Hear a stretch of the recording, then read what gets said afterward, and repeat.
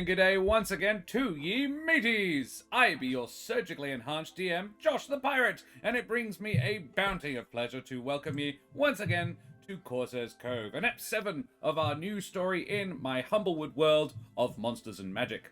Above me, I have my hearty crew, the fabulous Nikolai Kravchenko, the fancy Josh Towns, the fantastic Karen Schlink, and the fascinating Brendan Ellis.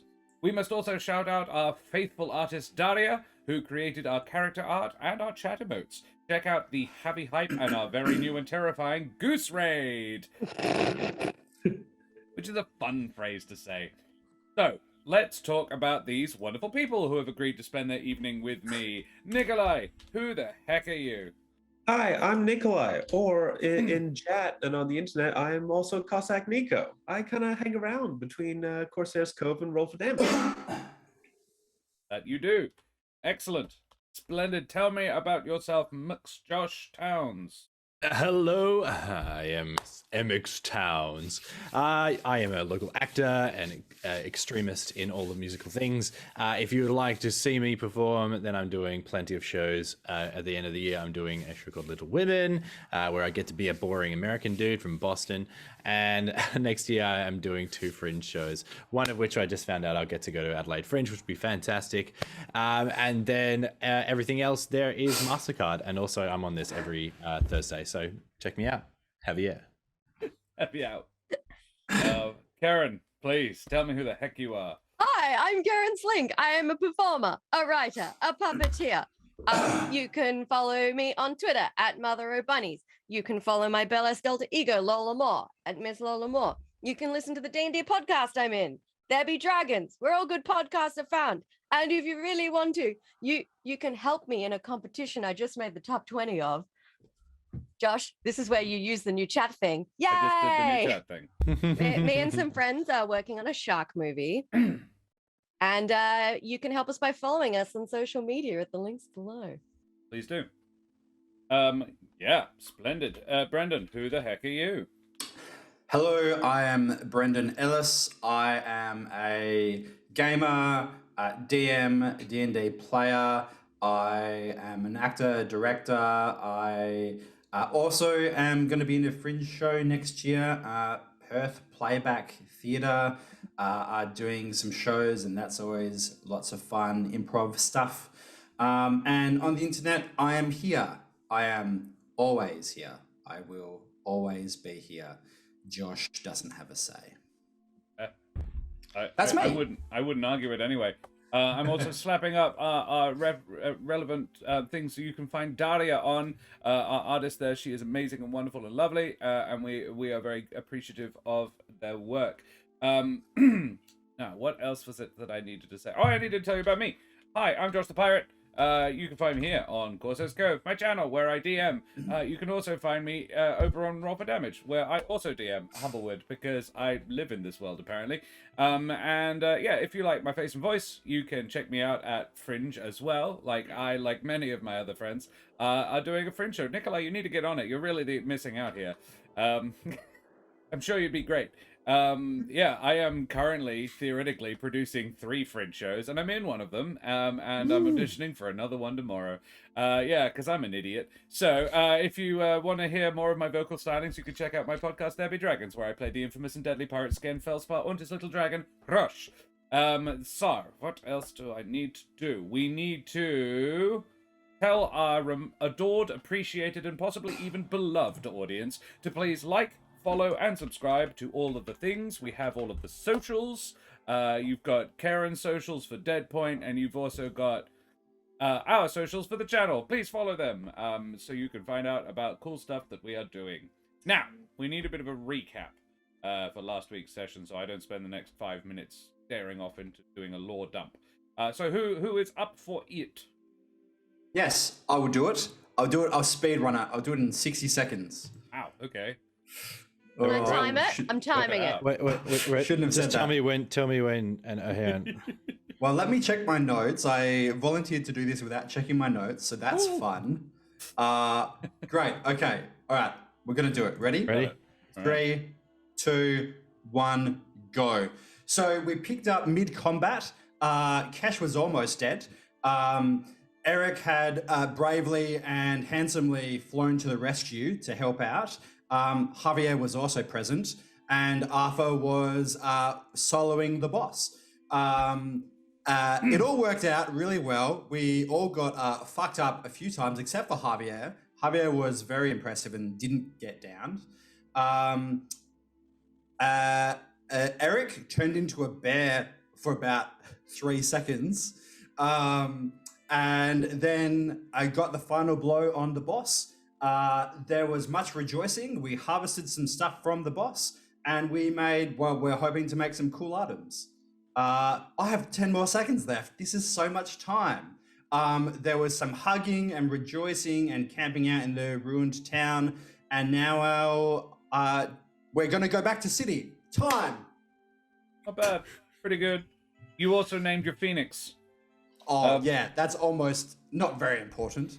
I named my It was fire very spirit. thematic. Yeah, it was really cute. I named my fire spirit Hope. There we are. Cute, Lovely. cute. It was. Alrighty, cool. Well, splendid. Well, mateys, may you turn into a bear when necessary, and all your good berries be flame grilled, as we head tremulously at first, and then with mounting heat and passion into the Humblewood. As we rejoin the group, they are sitting in a damaged building with a MacGyvered roof, finishing off a tasty repast of fire-roasted goodberries, and preparing to bed down for the night after a fairly heavy afternoon. Is there anything anyone wants to say prior to going to bed? I think, well, Javi rejoins the whatever, and Is that what we're called now? We're called the whatever. Yeah. So, I'm it's chief the official whatever. title. Official title.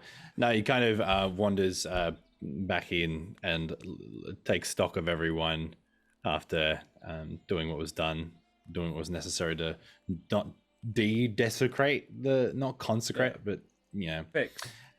to fix it, neutralize. with to cleanse it with a bit of incense, just waft that over, and he's going to. Is everyone okay? Yeah. Think a bit of sleep. And I'll be fighting fit. Anything speak. broken? No, thanks to you. I want to clarify something with you. Did you turn me into a bear? I don't think I did. I'm not 100%. I don't think I did. I don't know. I mean, not that I'm complaining. Apparently I looked pretty dapper. I'm but, going to say that I did not turn you into a bear. I'm going to say that you turned yourself into a bear. Oh, Maybe, Well, you just didn't know you could do that before. Maybe you're actually a bear that's pretending to be a corvum. well, if I'm anything, I'm not a bear. I used to know a bear. Oh, yes. You did not look like him. Oh, You were a weird bear. Like, you You weren't have a a lot of standard bear. Look, there was a lot of smoke. It was a bit blurry and whatever. But when I touched you, you were bird. Okay, that's all I know. well, thank you anyway. You helped us a lot. Yes, we all help each other. That is what teams do, no? Yes. Yeah. I think we're becoming quite a good one. Yeah, it's a shame that when we go back to town, we'll be done, right? Well, I mean, it doesn't mean we'll have to be done. We could still. I believe that we are all implicit in something like, I don't know, like forbidden knowledge of the enemy. I think this is like potentially very bad for the government or something like that. So I think we should probably stick together at least for a little bit until we figure that out. Yeah. How exactly are we supposed to explain that we think some of the fire elementals might have developed a higher level of intelligence and mean us no harm and just want to go home? You say elemental is not bad. They are just homesick. I actually think I might have a solution to at least get us started in that. Is it the final solution? Well, Gonna kill the council. yes, I can do it now. They're not immune to fire damage. That's preempting the plot, guys. Hold up. Shit. We spoiled ourselves. I think that I don't know if the council will be ready to hear that, but Havel, I think, might be, and Havel has some influence, so he might be our way in to explain that side. But for now, I think for the council, we just tell them that all of the elementals are gone. Yes, that's a good word. Gone. It's not a lie, but it's not exactly the truth either. They are going. Yes. They are no longer a present danger. They're we no tell longer a them? clear and present danger. Do we There tell we them about the whole, like, the 2 portals and thing? Do we tell them? But the elemental, no. If we tell them about that, we kind of have to explain that we let those two go. No, we don't have to say anything. We just say we found this thing and then we closed it. Well, It's a bit important to let them know that they do have a higher level of intelligence than we thought. I mean, we get paid, and then we tell them the truth. Are there any more natural hot springs? Is this like a thing that is common? I think that's probably speaking on behalf of the tenders. I think that's something that maybe Havel should know, and he can. The council might not even care, to be honest. But I think we should definitely tell them what the plan was here. Yeah, for sure. For sure. You said that you thought that they were trying to open a portal. Is that right? Well, like I've seen something like this before to the other planes. I'm very familiar with them, but I don't know anything about water or fire or elemental. I'm kind of like, that's not my thing, you know? It looks like it's your thing, but like not mine. I think we tell them as much as we can without incriminating ourselves. I think we definitely tell them about what happened here and what we think they were trying to do. Maybe we gloss around the hot spring thing. We'll wing it. I'm sure it'll be fine. We'll wing it. Good one. Oh, Thanks. Thank you. yeah, we'll just Great wing a joke. complicated discussion that could get us in a lot of trouble. I'm not dissing the idea. I don't have a better plan. I'm just saying that. Ugh. You know what? Maybe I could handle that part of this story. I have an idea. Yeah. Okay. Good. Mine was just going to say, I think they're smarter than we think we are. You might want to look into that and then back away slowly. Well, yes. If that's where we can end it, then that would be splendid. I feel like they'll have questions though. Yes, I think I'm not even going to get you to roll for it. It does occur to you that the person that they would probably get to look into it is Muggins here. Oh, they might ask us to look into it. Do we want to do that if it comes up? Could be dangerous. Could be interesting. I'm sorry, you lost me. Look into what? The, intelligent elementals thing. You had me at dangerous, Major. I think Arthur's right. I think we've already been kind of looking into it anyway. Yeah, but formalizing it, it makes it not so much that you're accidentally encountering this issue as you're actively looking for it. Are we okay with that? Like, I'm fine with it, I suppose. It feels like it falls under the sort of purview of my work. But I can't speak for you if you want to be like, nah, this is weird, I'm out. The tenders probably would have asked me to do that myself anyway, so if I can do it with all of you, then that's better, I think. Then we don't have to try not to lie to other people as well. Javier, what about you? What about me? Do you have like plans after this? I'm still looking. I'm still practicing. I'm still trying to learn. So, at the moment, this was a stopgap in order to find out some real life experience. And obviously, I learn a little bit more about elementals, but that doesn't really help me. But, okay. But I also learn to get on better with other people, so that's always helpful. So I think I'm just going to keep doing that. I'm going to keep being near people and learning. A good direction for life, really. Javier, Yes. could you make me an intelligence check? Me? Yes. I understand that the intelligence isn't necessarily your 100% strong suit. Yeah, At sure. all. Thank you. You could say it's his middling strong suit Yeah, with look. that role. Yeah.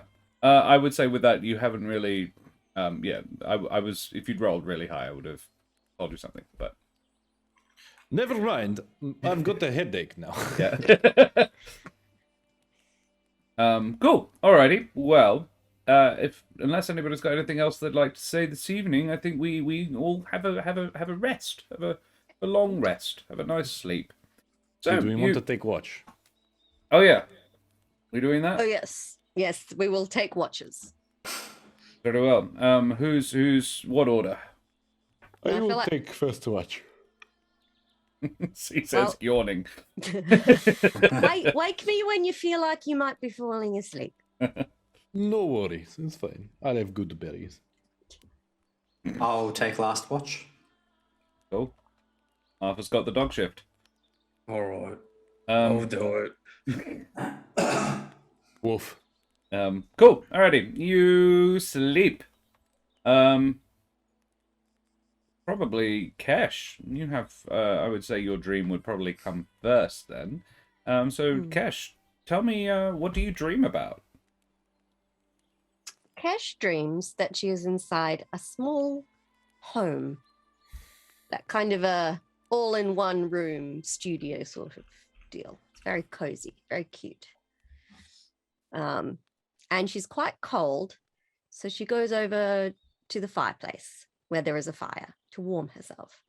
And as she's stretching out her hands to the fire, she notices that it's not a fire, it's an elemental that is curled up in the hearth and appears to be asleep. And at first she's a little concerned, and then she realizes that it's not doing anything. It's nice and warm. So she settles down next to the fire and warms herself on the elemental. Oh. Well, by the elemental. She doesn't climb on top of it. Fair. Cool. I like it. What does the elemental look like?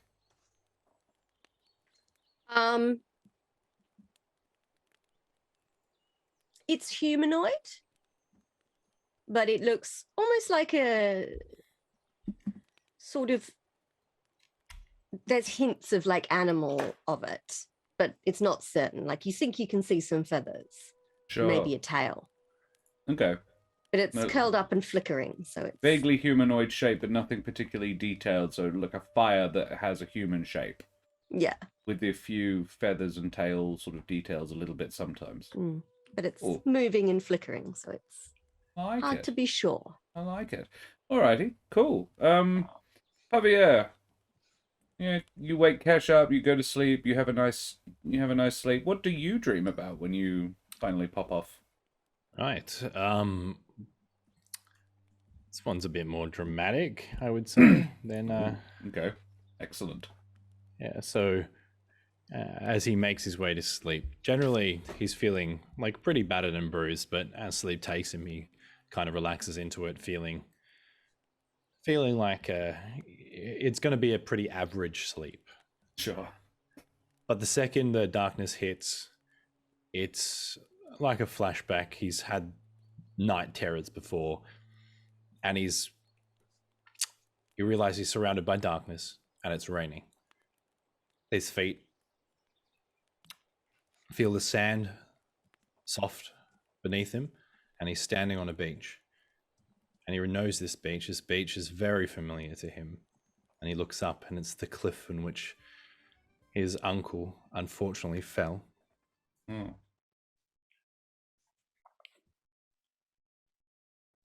He just feels this heavy presence behind him, and he can't turn, he can't move, he can't look, can't do anything. He's just looking at the cliff. He recognizes it as the entity in which he worships, he prays to. But he dares not look at it, dares not speak to it, dares not even think about it. All he can do is look straight ahead. Suddenly it blinks and the rain stops, and he hears the screaming of his uncle as it falls in almost like slow-mo onto these jagged constructs. They're rocks in real life, but they look like bones and crystals and all sorts of sharp, jagged things. And just before he hits it, time stops, and his uncle looks at him, but his eyes are pale and green. And Javier feels the beating of his own heart getting louder and louder as he's drawn closer towards his uncle, until he's about 3 feet away of his uncle's, kind of in mid-fall, just about to hit these jagged edges. And his uncle says, "What are you waiting for? What are you waiting for?" And he screams, and it goes black again.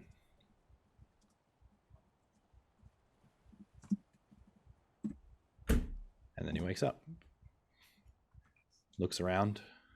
Did he scream out in the meat space? In the what, sorry? In the real life? No, Javier kind of just like breaks out into like a cold sweat for a sec, deep breaths through his nose. Oof. And then he Heavy. goes back to sleep. Yeah. Yeah. I believe it was Arthur who had taken watch. It's Kesh actually taken watch after Javier. So Kesh may have noticed that, maybe not. Arthur. Kesh would be too diplomatic to say anything Yeah. if she did notice. I feel like Javier doesn't do anything without a little drama. It's true. Even waking up from a dream. Like, Why did I just have a mental image of Javier wearing that top from Mean Girls? Sorry. Yeah. Quick. Oh God, what's it called? It is Mean Girls, isn't it? I'm having a total blank. The one with Regina George. And she's wearing the t-shirt that says "a little bit dramatic." It's true. Arthur, what would your dream be like? Arthur falls into one of those dreams that's kind of like a thing that's happened in real life, but everything is like half of things are like out of focus and half of things have way too much detail. And there's just something weird going on, which in this case is that he and his bandit friends are marionette puppets in his dream. Oh. Made out of sort of like chipped wood and sort of like flaking lacquer. Some of them have their strings tangled up. Some have like the strings frayed and they're barely hanging on. Others sort of like falling limp. And Arthur is like this comical marionette with like a massive chest and a tiny head and a comically sized hammer, who's arguing with his fellow bandits before seeing sort of like a beaten old caravan that's been like patched up many times, trundling down the road, which he goes out to intercept, to steal, as this was Arfa before he met Kesh and before he tried to be a good person. Um, but the person that is sort of commandeering this caravan is a strig, who sort of sits atop it and has the reins held to like an oversized shrew that is pulling this mishmashed sort of multicolored caravan around. And as Arthur begins to sort of brandish his hammer about and toss things from the caravan, he starts getting more and more tangled up in his marionette strings, until he's like fully restrained. And the strig takes out a set of silver scissors, snips them, and they sort of decay into like a black string that tangles fully around Arthur, and he drops to the ground. And she just whips her reins, and the shrew takes them further down the track. Ooh. Heavy. You guys have deep and pleasant dreams. Am I the only one who gave my character a nice dream? Hey Eric, what does Eric dream? It's raining. You can do rain. Rain. You can do. Eric is in a deep, dark part of the wood. It's night. He's running, looking for shelter, getting pelted by the rain. He eventually finds a cave and struggles for some time to start a fire. But as it starts, it takes the form of a bird. Still in the fire pit, but the silhouette of a bird. And from the wings emerge the silhouettes, 3 silhouettes of 3 figures. And he feels warm until the rain starts to pelt in horizontally. And it starts to flood the cabin and extinguishes the fire. And there is the sound of flapping wings, a swarm of birds, and he wakes up. Very well. He didn't specify it had to be a nightmare, just saying. No, we're all just edgelords. Yeah. Yeah, it's true. And Ketch is like, I'm so cozy.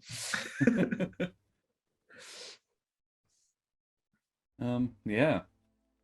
That was fun. I got to create soundscapes for all of your dreams in real I time heard that. because I didn't know what you were going to say. That was really fun for me. Fortunately, I have a very large library now and a lot of pre-built ones, so I could just use it. That was cool. Alrighty.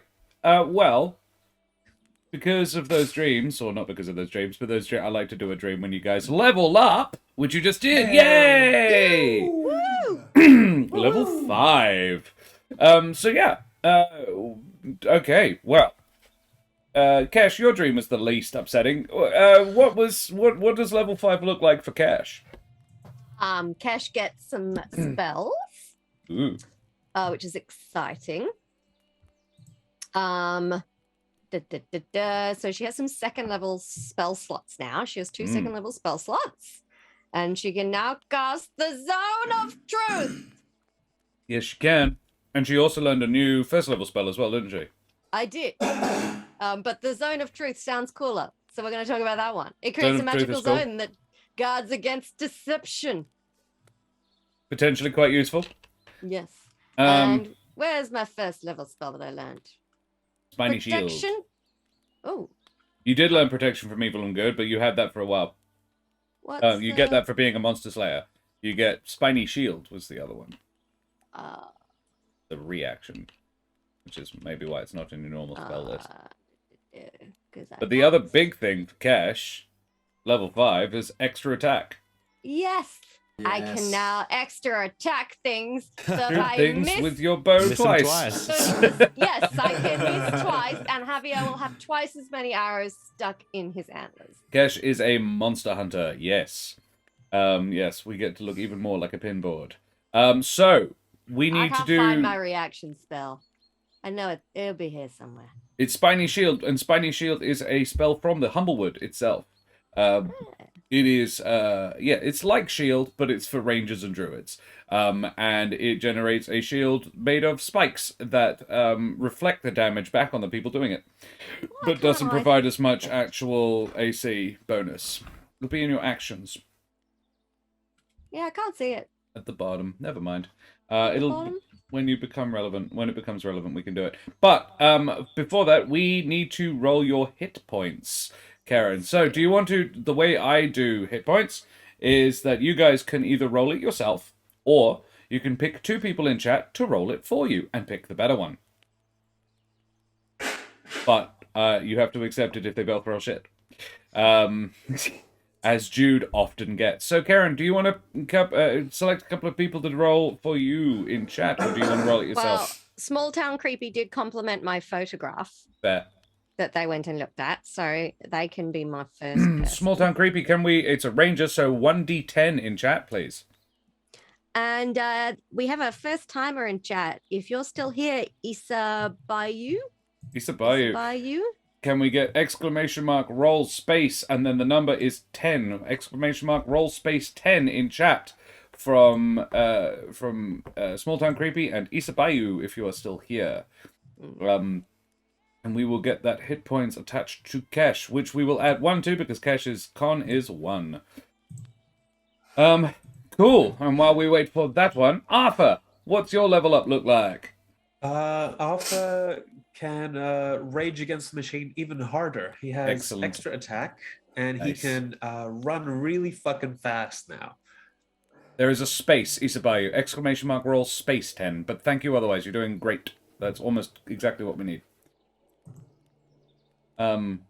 Cool. Build the roll. There we go. A 6 is the average. Not bad. I'll take it. That's 7 more hit points for Cash, or Small Town Creepy if you are still around. Can you do better than a 6? Mm-hmm. Arthur. What is it? Yeah, so you can rage even better. You can hit twice. Anything. And yeah, you get more hit points as well.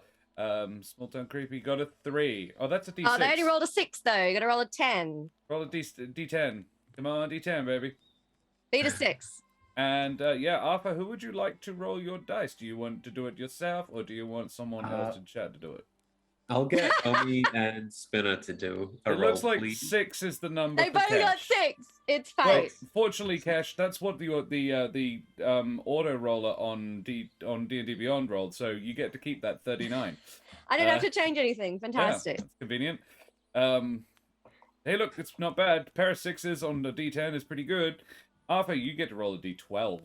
So Omi and Omi and Spinner, please. Spina Holding out. holding out for a hero. Roll space 12 in chat, please. Keeps. Omi! Every fucking time! I knew you had my back, Omi. Omi is the king of this. Omi rolled rolled the same for Kesh when she So went good. barbarian. That's max. Sorry, Trish, not Kesh. Yeah, sorry, Trish. Spina got a 7. Not bad, but Omi is the one peeps want. 12 is what we'll go with though. Yeah, Arthur, take a 12 plus Hell your yeah. con of +3, 15 extra hit points. Brings you to 60 at level 5. God, Wow. I'm so Freaking hell. squishy. Hell yeah. Jesus Christ. That's only 1 hit point less than Trish has, and Trish Maybe is I'll level die 6. less Maybe. I That's have so dropped in every combat we've been in multiple That's times. the point of you, though. Yeah, all but right. What does Javier's level up look like? Level 6 is pretty boring. They get a level 3 spell slot, just one extra spell slot, and You're then level 5. did I say level 6? Yes. Sorry, I meant level 5. You Yeah, only just get get one one level 3 spell slot. Yep. I mean, like, not one level. Sorry, you get an extra spell slot, but I have access to level 3 spells. Sure. So I get two. I'm pretty sure I get 2 spell slots, two level 3 spell slots, but I get one extra spell. Yeah. And you can only learn one spell. Yeah, one extra spell. Yeah, one. I can only prepare one extra spell. Sure, so you have to sacrifice one of the others if you want to have more level 3 spells. Pretty much, but I've already got. Because you know the whole list, don't you? Clerics. Yeah, but know I've. the whole... They do know the whole list. No, the whole cleric list, not the whole magic list. Yeah. Yeah. I already have. So I have prepared all the time Revivify and Vampiric Touch because of the Grave Cleric. So I don't have to worry about like putting Revive down, which is great. And also Destroy Undead is a thing now. So when I do turn Undead, if they're under CR quarter, I think. Break. They just destroy, which is really nice if you're in an undead campaign. Yeah. Yeah, it can Hey, happen. look, you might find some later. The others fought undead at the Avium the last time they were there, so, you know, that definitely happens. Hello, GM's Workshop. Hello, Dutch Dungeons. Thank you so much for coming. Yeah, welcome. Yeah, we are rolling hit dice. Javier, you get D8s. Who do you want to roll them? Do you want to do it yourself, or do you want to get someone to find? I'm gonna get someone to find. I'm gonna go. So hey, GM Workshop, if you wanna do that, you can roll. GM's Workshop, if you could type !roll space 8 in chat, please, and we will see. I don't know if I would trust GM Workshop after they've just asked to deduct hit points. That's why. That's why. 8. Straight up 8. Nice. 8 deducted from my total. Another max, and Javier also has +3, so that's 11 more hit points for Javier. Cash the Ranger is definitely the 50. squishy girl. Puts you to 50. Cleric with 50 hit points at level 5. I'm so just standing behind you guys. Double Guys, boom. You're doing great. Oh, for God's sake. I mean, this is what Kesh is. A ranger at range is the key here. Eric, what does level 5 look like for you, my druid friend? Tank cleric, best cleric. Yeah, it is mostly just more spells. I too get access to 3rd level spells now. I have 2 3rd level slots. I won't go into what I've prepared. Druids too can change their prepared spells every day. Yep. But as part of being the Circle of Wildfire, I do automatically prepare also Revivify, although that doesn't give me the diamonds for it. And also Plant Growth, because the Wildfire is about growth as well as destruction. Yeah.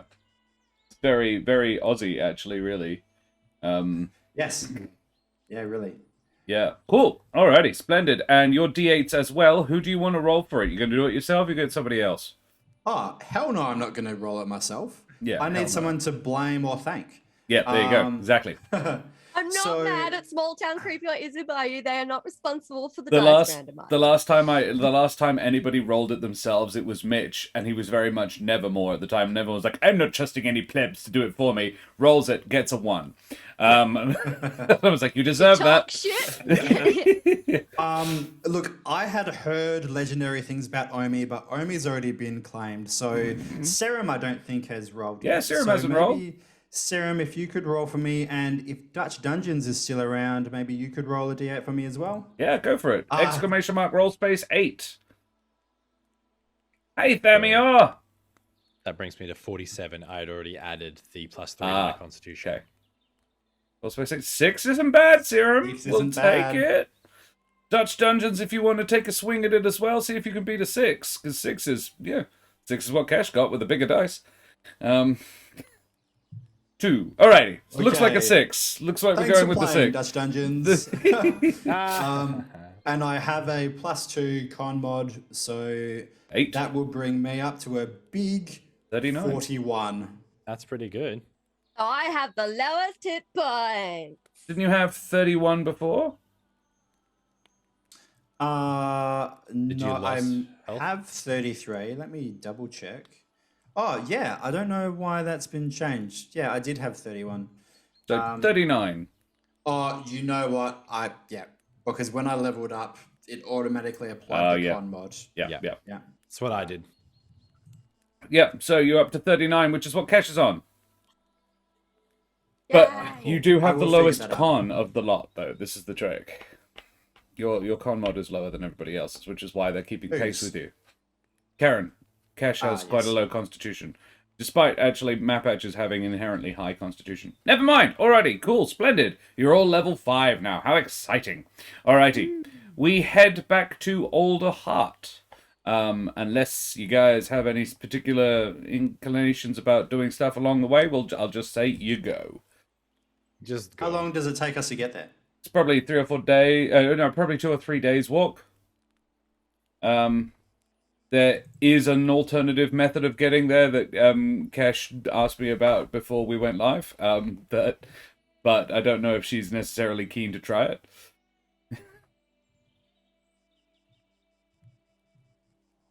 Kish? Well, so is this over breakfast, I assume? Yeah. So, that airship that we saw, Is markedly closer. we could, and this is very much a could because there are pros and cons here, we could try and hitch a ride back to Alderheart. Its direction suggests that's where it's heading. Cons, it's pretty sure that that's Jonah Littlefoot's airship. And, you know, I'm an ex-bandit. I can't, speak, but he's a bit of a piratical sort, and that might render him unpredictable in how he might respond to that request. True. I, for one, would prefer to stay on the ground, I think. Let's just go back Alrighty. the way we came. No worries. In which case, you travel back by foot. You probably beat the airship by about half a day. Yeah. Cool. You get back to Alderheart. Hooray! Hooray! Yes. There Yeah. was much rejoicing. Yay. Alrighty. Well, you go back to Alderheart.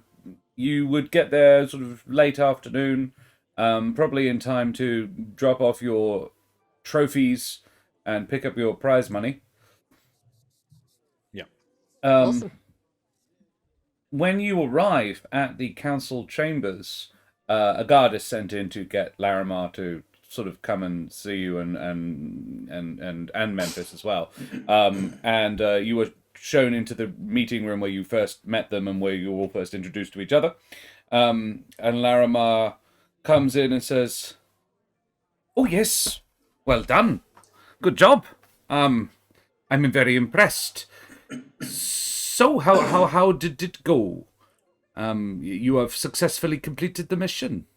Well, all the elementals outlined to us are gone. This is Splendid. correct. And you've can you, Cash, because you did it and they're helping, you can roll deception with advantage? I gone. technically didn't lie. Yes, which is why you're getting advantage, and the DC is fairly low. Natural 20. Yeah, she goes, yeah. I bullshit like a champion. I mean, that's We're all entirely hype men in appropriate. the background. Yeah. Yes, was very good. Very dead. Not there now. Excellent. Good job, us. And she goes, "Oh, splendid. Marvelous. So, may I see, the formalities. We do need to see a thing of each of them." Cool. I believe I have. Who took? We took a few things from the Big Smoky Boy. Yeah. And took a I've fang. got an ember gem from the hot springs. And I've got this jar of smoke. And I got a It's true. jar to... The Smoky Boy. Yeah. Yeah. Cool. You had the talon from the very first one you killed. But yeah. She goes, "Right, great. Marvelous. Well, thank you." And Memphis comes in and he's got 2 large bags of gold. Plonks them down on the desk and says, "Your your payment. Well done. Yes, I believe I could speak for both of us when I say we're quite impressed. As you should be. How was it? Well, you know how we mentioned that they were getting smarter? Yes. That has continued to be true. That's what the boss And says is true. they like good. They don't say good. They look at each other and say, yes. Well, they seem organized to an extent. in a way that they were not Vile. before. Yes. Like, it was like the big one was telling the little ones what to do, and they were understanding and carrying out those instructions. More complicated instructions. I suppose. They were desecrating a shrine, which is pretty complicated. They had desecrated the shrine. Mm. They were trying to set some kind of large bonfire on it. They were going to burn an effigy in a ritual. My understanding of that is. And what do you suppose that would have accomplished? Worst case scenario, opened another portal to the fire plane. Which shows Well, us a level of understanding that I wouldn't have. They are both like really looking extremely worried. Like, Yes. it's not going to happen. We sorted No. it. Yes. And I said worst case scenario, but that's probably not true. The worst case scenario is probably to open several gates to hell. That would probably be worst case scenario. But you relatively prevented speaking, it. this is probably oh yes, of course we did. Yes, well done. If anything, you're possibly being underpaid. Agree. I agree also. Well, and Larimar says, well, that's something we can rectify with the next job then. If anything, I'm afraid you might be victims of your own success. We have right. a second mission for you, if you're willing. Depends You've on the proven mission. yourselves to be very capable individuals, possibly even more so than we expected. So, there's a larger bounty on this one, 250 gold pieces ahead. I hope that sounds interesting to you. How are you with boats? I am a boat. Sadly, only a vessel for one, though. Oh, I don't know. I reckon I could sit in his back. I'm strong enough. You could probably ride Javier. You probably could ride was Javier, gonna- but you could probably ride Arthur. Yeah. Look, we have in our travels we have dealt with water, but like depends on how strong the current is. Well, we're still gathering information. We have not managed to confirm the reports. There's definitely something that needs looking into, but we're not exactly sure what. And I don't want to send you out without first at least being able to tell you what it is you're going after. So, we're expecting reports in by the end of tomorrow. So we'll be able to brief you then. If you want, well, you're welcome to do whatever you like until then. Obviously, you're not beholden to us. We can't tell you what to do. But we would appreciate it if you stayed in town, and so we can brief you and send you out again. Does that sound all right with you? I'm happy to come and be given more information and make a decision based on that. I can't ask any fairer than that, can I? Can I, Captain? And the captain, Colonel, I believe, actually, sorry, Colonel, and he says, "No, I don't believe we can, Council Lady." Right. Well, I shall gather information for you and see you on the morrow. All right. Thanks very much. And he actually bows to you and said, "Thank you very much. You did this wood a great service, all of you." and we only got a little bit scorched in the process. All to the best, all to the good. Yeah, he offers you the money that you earned. All to the good that you only got a bit scorched. Each of you get 200 gold pieces extra. As in, Woo! not 400 all, but yeah, you get 200 gold pieces each, and they don't actually take the proof of the kills. They just look at them. Cool. Excellent. And I love being able to keep my trophies. it's now probably early evening in Alderheart, and they've given you a day before they need to talk to you again. You guys want to get a drink? I could use a Sure. civilized beverage, yes. Sure, we can. Yes, we drink. Sounds good. I will have a water cap, Major. Sure. Please You- try hold me to that. I was thinking What is it? something What along do the you lines think? of a fire whiskey. What are you doing with your voice? What are you saying like that? I have been sober for the last few days, and I wish to try to continue that. Oh I my was god. wondering why you're so grumpy all the time. Character growth. Oh well, I haven't maybe had a drink. maybe a bar isn't a good idea. Maybe we could go to a family restaurant. No. We can go to a bar. We can hit the pub. That's all good. I will. Yes, this will be a good test of his constitution. Yeah. And I'm sure we could buy like a set of chains or something. Yes, we'll get him a glass of milk. Arthur, are you sure? I will be good. He'll be good. I'm He'll be impressed. like little This is baby. very cool. All right. So, Arthur, you know most of the best drinking joints in town. Would you take them to one of your favorites, or would you take them to one of your not favorites so you don't feel more tempted?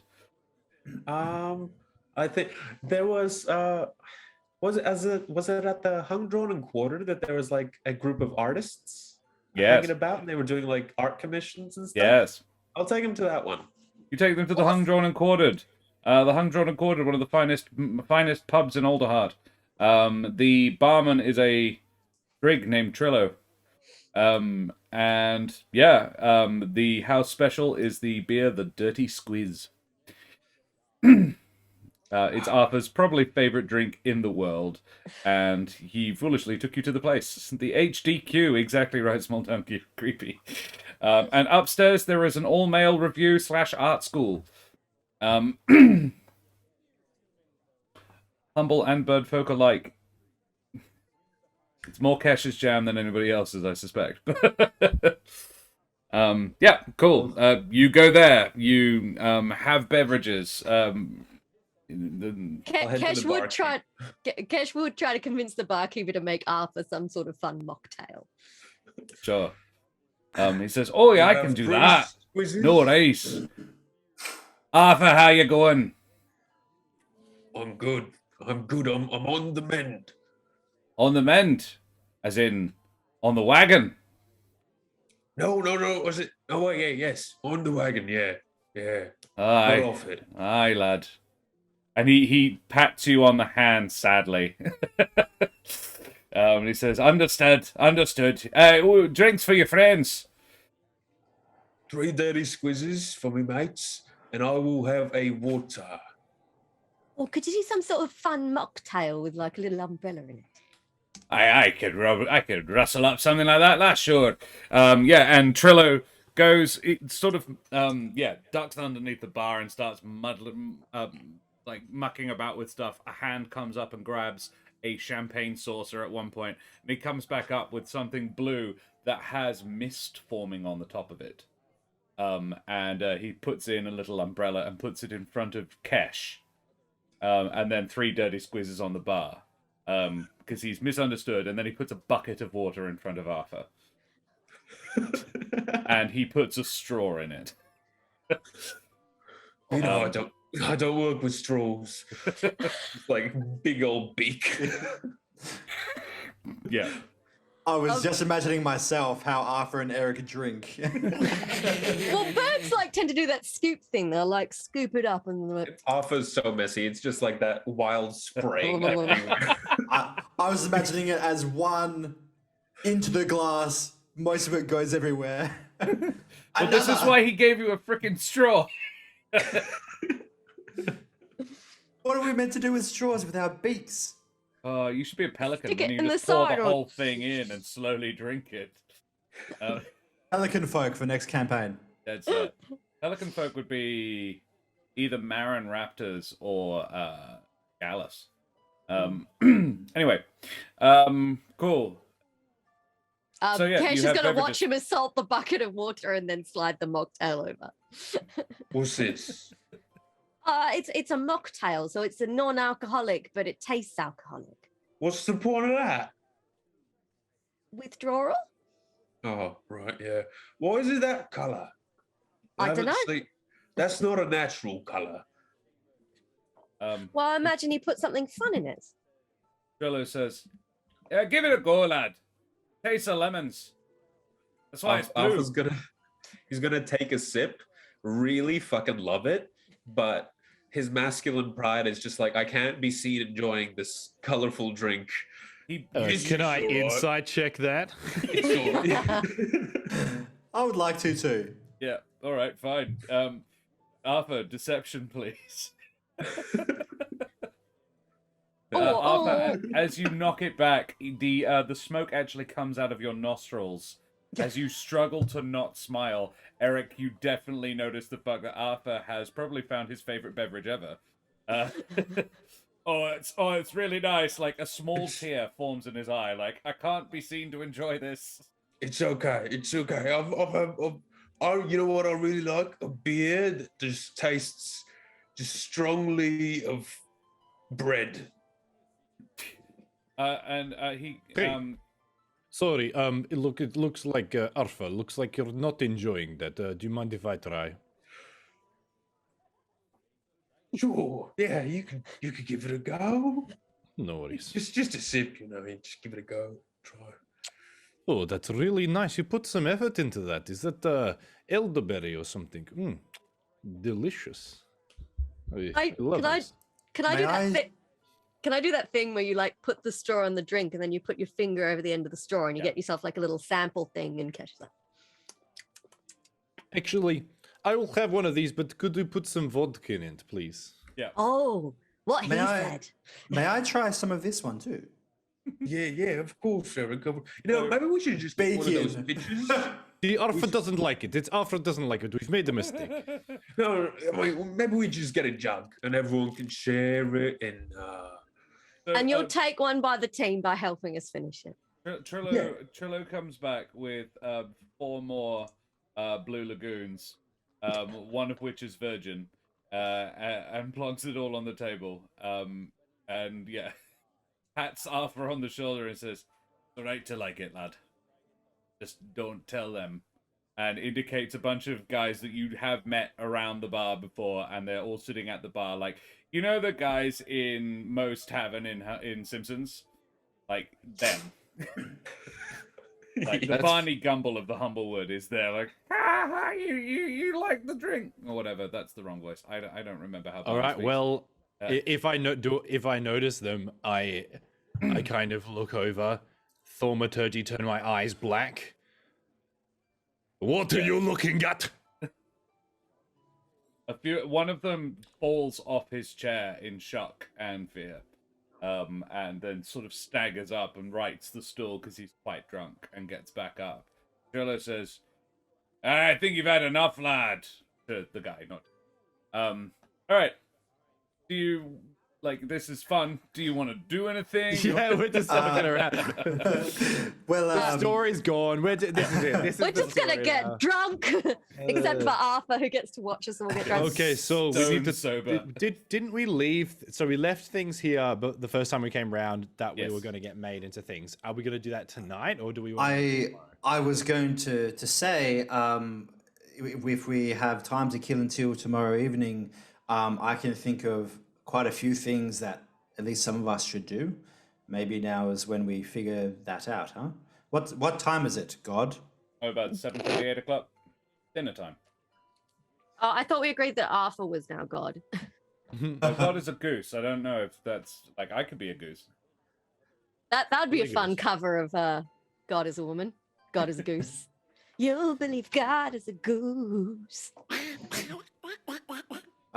Javier, you and I left your piece of the Borealis with a jeweler, I believe. Yes, she was. Is it the pretty one? The Jabin. I think he's referring to Gabriella or Gabrielle. And no, you took it to a Jabin jeweler whose name escapes me. Yeah. Clarissa? Clarice. Clarice, that's the one. Clarice, that's right. Yeah. Yes, Um, yes. Oh, not the pretty one, not that one. But did you need to see the pretty one? Well, The yes. pretty one was making you some fire resistance potions, I think. Yes, I left her some of the gems to help us out, but she would be one of the first people that I would go to with the rest of what we've got. Right, so she you're going might to be go able there to help now? us. Oh well, Will they be open? I mean, well. the tender halls don't close, but Yes, I was going to say they're not a store. They would be open to me at the very least, but we could wait till morning, or perhaps she's kind of a night owl, so to speak. So she would probably still be up. Well, just in case, I have like a little satchel, which has like it's like incenses, smelly stuff. Got some cloves, got some sandalwood, so like just the barks, and I'll get some of that out, and I have like a little tincture of oil, and I'll like just mixed up into a little paste into my palm, and I'll kind of just like scuff it on some of the feathers, like around on your side, and just in case, you never know, you'll never know. yeah, Um, It looked like she liked you. you weren't uh, there. I wasn't there. I Sorry. don't think you were there. Oh, you I were- wasn't there. I think you told and Arthur Javier went not somewhere. to tell anyone. I didn't tell. I didn't tell. I didn't tell. Have you got a lady friend, Eric? You need some wing folk by your side. Oh, Do you need a wing? Do you need no, a wingman? A wingman. goose man? Yes. No, No, he is no. very, very confident. I've seen him in action. He's so. Ooh, Look, I think manly. we're all getting the wrong idea. It's strictly business, but we can probably visit her. All of us should visit her. Oh, I've got I'd like- something. I've really like- got something to tell. But she you. really liked you, Javier. Oh, I'm sure everybody likes Javier. Yeah, everyone Yes, likes Eric. Javier. Dr. Creepy loves this. I mean, I would like to speak to Havel, so that's something else that I would like to do when I'm at the tender hall as well. I was also had some thoughts, Chief, about those claws that we picked up. I'm wondering if I don't know. I mean, you seemed pretty handy with that roof, and I don't want to be racist, but it seems like every Mapak is very good at build making things. But no, you seem handy, and I've got some glassblowers tools on me. I'm sure we could find a workshop, maybe even in the tender hall. We could work on making those claws a bit more Weapon-like. practical. Yes. I'm happy to give it a crack, but depending on how it goes, we might be better off finding a professional. But I'm happy to give it a go. I mean, Yes, I don't know. Like, as much as I appreciate, us saving money on labor, I don't want to like waste the very precious things that we almost died for.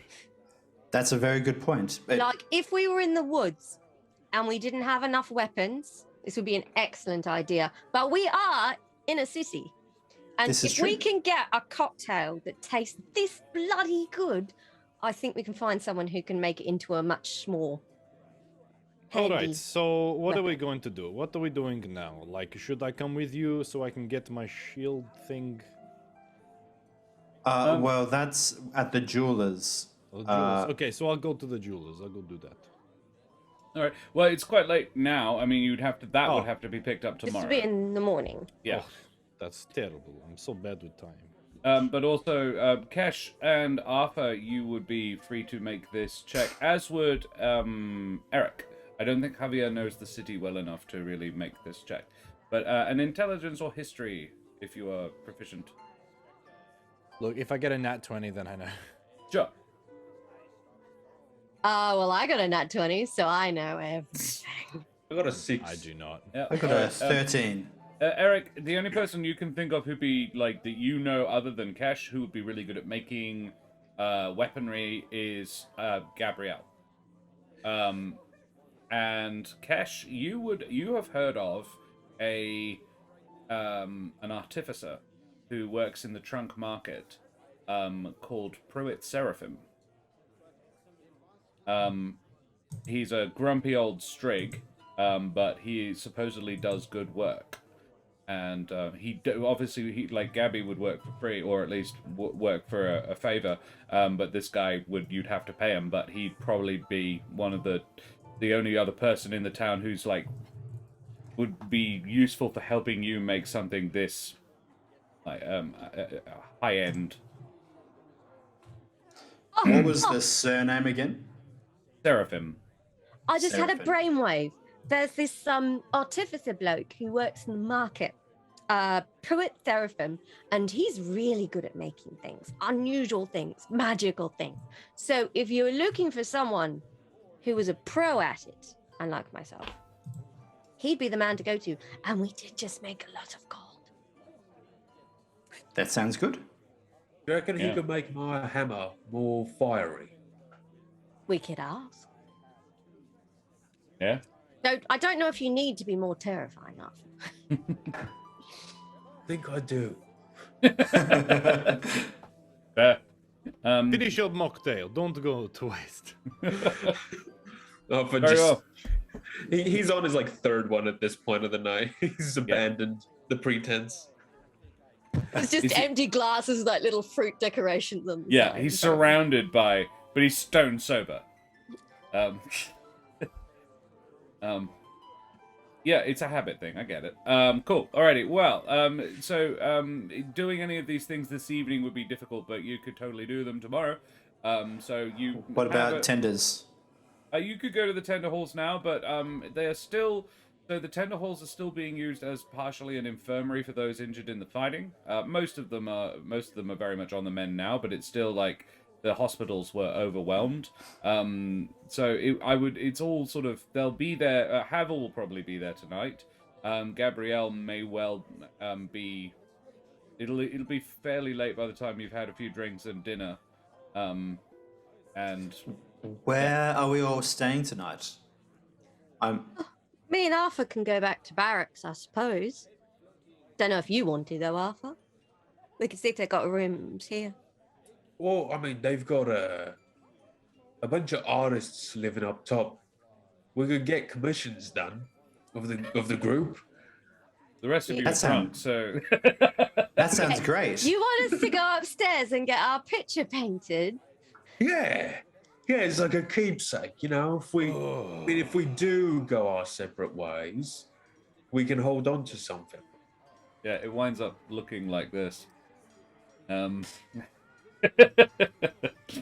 That's a really nice thought, Arthur. I really like That's that idea. quite lovely. You know, we could support the arts. Oh, No, I'm sure the local government will do that. Oh, dude, too close to home. Ouch. Pesh chokes on a drink and spits it all over the bar. It's- You know, the Department for Education and Transport and Health. yeah, and arts. It's not even in the title anymore. It fucking hurts. It hurts so much.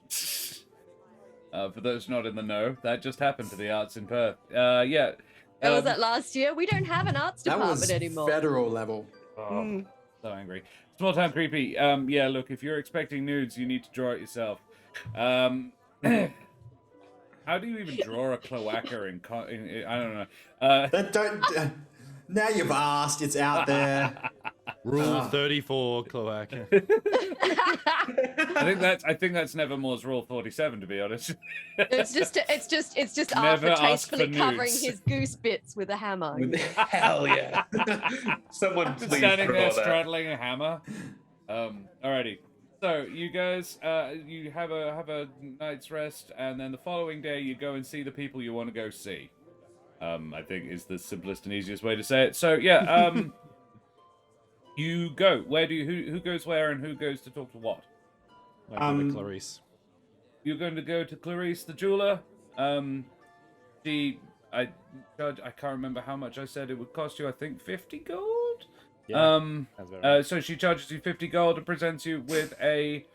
Now, this was she would have said. Now, in fact, you get there and she said, "Oh, hello. You're back to collect your item, are you?" Cool. Well, great. It's almost finished. There is just one small thing I need to do to it, but first of all, I had a question. What are you wanting from it? Because it can be one of two things, and I need to know before I make the final modification so it'll work. What do you want it to do? It can either make you more resilient to cold or to heat. It can either absorb or expel, basically. If it's expelling, it's protecting you from the cold. If it's absorbing, it's protecting you from the No, if it's expelling, sorry, it protects you from the heat. If it's absorbing, it protects you from the cold. So I need to know which way to orientate it. What do you favor? So that did they say what the mission was going to be? Like, They didn't say specifically. They did ask about how you are on boats. so do Protection from cold isn't protection from drowning, though, if it is on a boat. No. No. And but, water damage like, is... Are we going to do like fire elementals again? I don't know. Well, the thing is, if you're going to do fire elementals again, resistance to fire would be useful. Well, but if you're going to yeah. attack something that lives in the water, resistance to cold might be useful. Yeah, I'm gonna say just fire resistance because fire is generally like more prevalent. Yep, fair enough. Fire's definitely been more of an issue. It's for definitely us. the theme in the wood. She says, all right, great. Well, in fact, is it going to be for you? Are you going to be the one using it? Yes. All right, well, then let's save a little bit of time and you can attune to it now. Here, and she gestures you over, hands you the shard. It is now encased in... Have you ever seen the Japanese style of repairing pottery and things? Yes, where yeah, that one. Yeah, the yeah, little yeah. gold bits in it? So what it looks like she's done is shattered it and then rebuilt it with the gold bits in it. Very cool. Very cool. And put a little anchor point for a chain on the top. But there is no chain in it yet. And it's currently clasped in a pair of tongs, the top half of which that are touching it are rimed with frost. And she hands it to you and says, hold it and focus your intent on it. What you want it to be. And then she looks at you and says, ready? Holds it, gestures for you to hold it over a small anvil, takes up a small hammer, and brings it down with as much force as she appears to be able to muster. Onto my hand. No, onto the thing you're holding. And there is a really quite bright flash, almost blinding. It's like, bright white light. And you can feel you're attuned magically. You're quite magically attuned anyway. You can feel you have attuned to this item. And it has shifted in form slightly. What form would it have taken? It is this is something that has been shaped by your will a bit. I see. So what would Javier's will have made it look like? It would look like a it would look like an eye. Ooh. It would look like an eye with instead so it's kind of like a veiny eye, but instead of like lightning bolts creeping in from the inside, but the outer framework could be an octagon. So if it's a sigil, do you say it's like a medallion or sigil or something? Yeah, it can be whatever you want it to be. Yeah, so it'd be like continuing that frost rining with the gold inlay through it. They would be like a piercing eye with little bits of jagged which look like lightning, but with the gold inlay, and the octagon on the outside, and each point of the octagon is hollow, so you can actually like loop through it. Oh, cool. And it's kind of like it's not flat, it's kind of like rounded on all Concave sides. on the back. Yeah, and on one side it would be a kind of like a yin-yang situation, and the other side would be like a sun-moon situation. Cool. Love it. She looks down and says, wow, you're very good at that. There you are. 50 gold pieces, please. She gets 50 gold pieces, and you get, you are now resistant to fire. Oh no, what have we done? Immediately goes out, leaps into a bonfire. None can touch me. And she goes, not immune. It still hurts. If anything, this just takes longer to burn to death. This is arguably worse. I see this as an absolute win. You do Then that. you're improved, Javier. Now resistant to 50% fire. more fire resistant. I'm not fire retard. Cool. Yes. Eric, what do you do? Who do you go to talk to first? Eric would have stumbled into the tender hall quite drunk the previous night, Yes. but still sober enough to think better of disturbing Havel. Okay, Gabrielle or Havel, yeah. I like to imagine that Javier sort of helped Yes. him back. Yeah. I'm definitely like, what is wrong with you? What are you doing? Like, yeah. Carry him under one arm. Let's get in there. I am a small bird. You are a grown ass man. I am a grown ass man, but that's different. Yes, you are ass man. Dumbass man. Right, yeah. So you wake up. Can you roll me a con save, please? Right. Good I con. did ask for this. Nail it. Hey, yeah, no hangover. Great. I want to speak to Havel, but I think I will drop in to Gabrielle first to give her more time to do the things that I want her to do. Sure. So I'll swing past her first. Oh, hey. How are you? I'm fine, Gabrielle. How are you? Yeah, good. You come for what you come for the stuff you left me? I did, yes, and I have something else that you might be interested in, but Ooh, show. well, you. Okay. I have some ideas for this, and I bring Yes. out the jar of smoke essence. This came from a large smoke elemental. We had quite a lot of trouble seeing it, and I was wondering if we found some Hang on, fabric the jar or is something. invisible. I've noticed that too. Here you go. She holds it, and as she turns it around, and notices that when she turns it around, the hands that are the fingers that are behind the jar are also invisible. And she's like, "That is very interesting."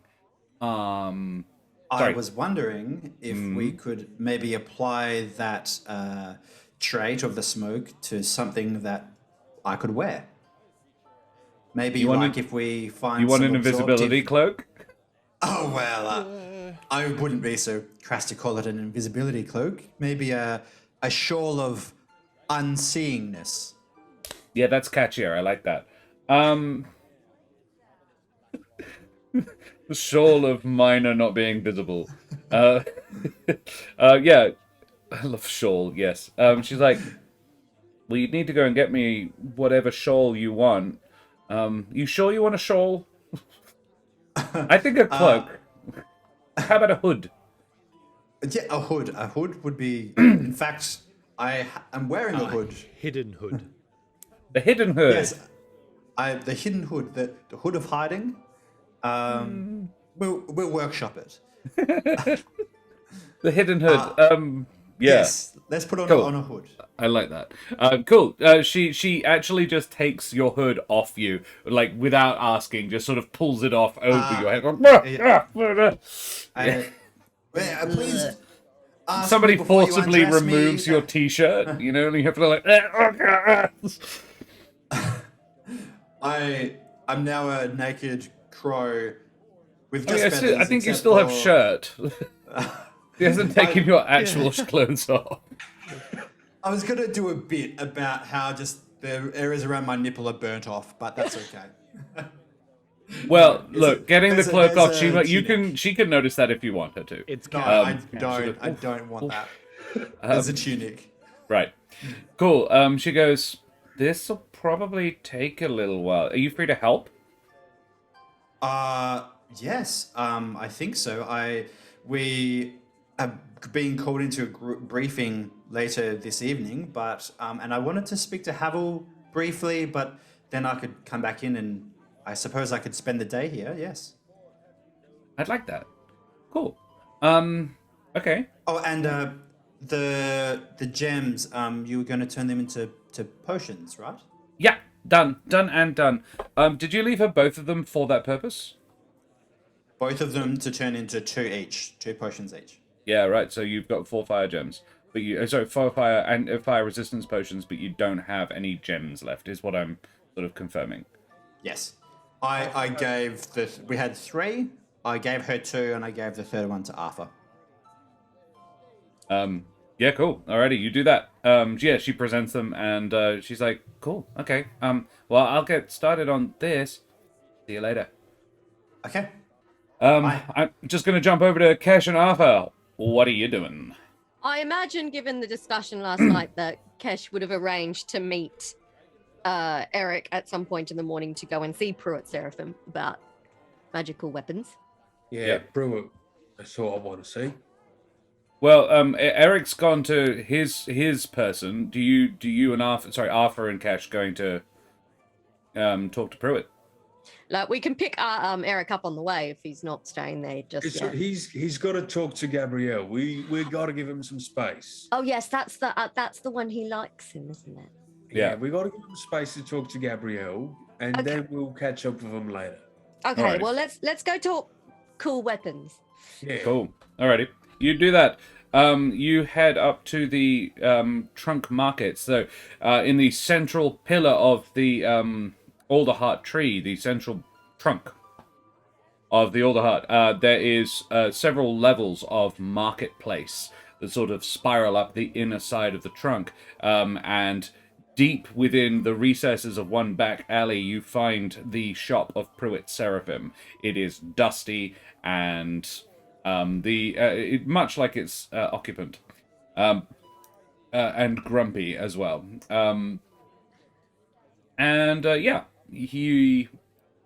As you enter, a tiny bell mounted above the door sort of tinkles, and you hear somebody in the back rooms of it go, "Yes, what?" Oh, hello there. We were hoping to talk to you about having some magical artifacts made. We have 2 important tasks for you, Master Artificer. At least. All right. Yes. And he shuffles out, and it's this old strig, looking like well past his prime, with a he looks like, yeah, he's got loads of pouches all over him, and he's got sort of, you know, the headpiece with the eye lenses. There's several lenses that come over his eyes, and he comes out with one of them down. So he's a strig, so he's already got enormous eyes, and one of them is even actually it's gone the other way. The lenses have made one of his eyes really, really tiny, but the other eye is completely normal. And he comes out, he's like, "Yes, all right. What have you got?" Who are you? Who are you? Well, I'm I'm. Yes, this is Arthur, and I am Kesh. And we found some magical items that we believe have potential to be magical weapons. Oh, If that And- would be of interest to your skills. yes. Yes, it would.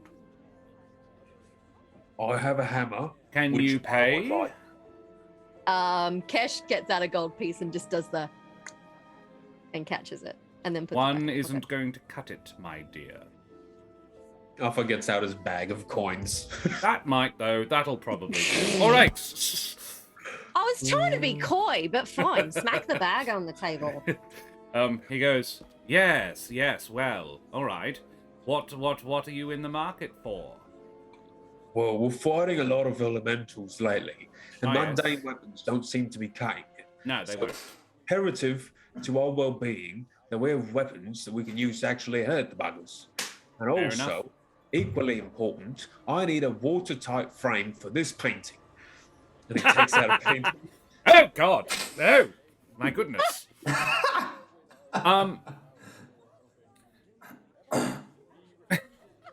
Small town creepy. I think it's appropriate that you do this. Actually, no, Thamior. Because Thamior hasn't gotten to roll yet. Thamior, can you roll me !roll space 20 in chat? This is to determine how good on a scale of 1 to 20 the painting is. Because some of them aren't pros.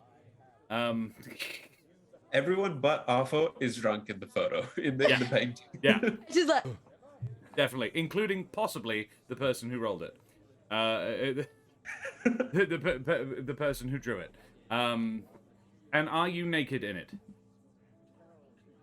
Was this? I don't think so. You didn't life model. All right. Okay. And sort of, it's not a nude. Okay. Yeah, Thamior, if you're still about, I'd love. Yes, I would love you to do that. Yes. Yes. Daria Yevdanova is the person who did all of our art. HTT Paladin. That's a great name, actually. I like that. The nude. No, don't. Yeah. He goes, oh no, I can't help you with that. You find one of the other staffers out on the walks. That's not quite his specialty, Arthur. Yes, Wow, I'm more in the magical weapons, waterproof painting cases. Why would you just roll it up in a leather tube? Oh God. What if it leaks? It's important. All right. Well, I don't know if Thamior's here. Can Omi please, or Small Town Creepy, whichever one happens first. This is a work of art. It is. It's great, and I just it's standing right next to two of the people in it, and one of them is naked. Well, it was Two it is was shit. well into the night. It's the worst. I would say it's a pretty good rendition. Arthur looks excellent in it. The rest of them wouldn't stop moving. Javier's got 4 antlers in it. Perfect. Yeah. It's great. Don't worry And about yet it. the one Omi. sober guy is the one who's naked. Oh, Omi got even worse. Amazing. No, it's definitely the 2 or the 1. Either way, it's fucking awful.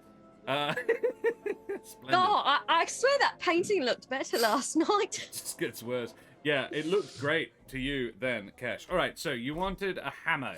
You wanted a hammer, you say? Yeah, I've got it. I've got this ember gem. Oh. If you can just smack the ember gem into the hammer and make it And make fire? it explode immediately. What a great idea. We are in my shop. How about I do some magic and put it in the hammer? How about that? That also works. Yeah. So this character, audience, was played by Matt Brown from Split the Party. So I'm channeling Matt Brown for this. I don't know if I'm doing a good job or not. It's a bit difficult to tell. He says, right, yes, okay. Okay, well, come, and he actually goes to the front door and flips the open to closed. And says, you Mapatch, come on, sorry, what Kesh, was it? Yes, all right, you can help. Right. Did you have anything else? You've got a fiery ember, and he takes it off you, and it's because you've got the smoky one, don't you? No, I've got the. He's got the fiery one. I've got the smoky one. You got the smoky one. He says, right. Well, this could definitely work. You say you're fighting fire elementals. Well, sometimes. Yes, because if you bind this into your hammer, it's not going to do shit. In fact, it'll probably make it worse. Because it'll mean your hammer does fire damage, which presumably fire elementals like. Oh, you might be unintentionally recharging them with every blow. Yes. Oh, we're going out to water now, right? We're going on a all boat. right. Fish don't tend to be resistant to fire damage. Yeah, and that means we could maybe cook some things that we catch in the water. Yes, all right, yes. So you Two get birds the with one- fish, and then you hit it with the hammer, and it just crisps it up for you. One stop fish shop. Yes, all right. Why do you have? Right. The dog has burrs in her beard. All right. Where did she get them from? Probably found them when you took them out last time and tried to eat them. And now they're stuck in her face again. Never mind. So I threw them away. He says, anything else you're wanting to do? Do it all at once. Well, and I get out my smoky ember gem. I'm like, I have this. I don't know if That's anything better. can be Look at that. done with it. I mean, lots of things could be done with it. Well, What did you have in mind? I've got some swords, some knives, a longbow, but I am open to suggestions. Do you have any other bits of elementals? Not on me. We have some. I believe we got some talent somewhere. Yeah, the claws. Yeah.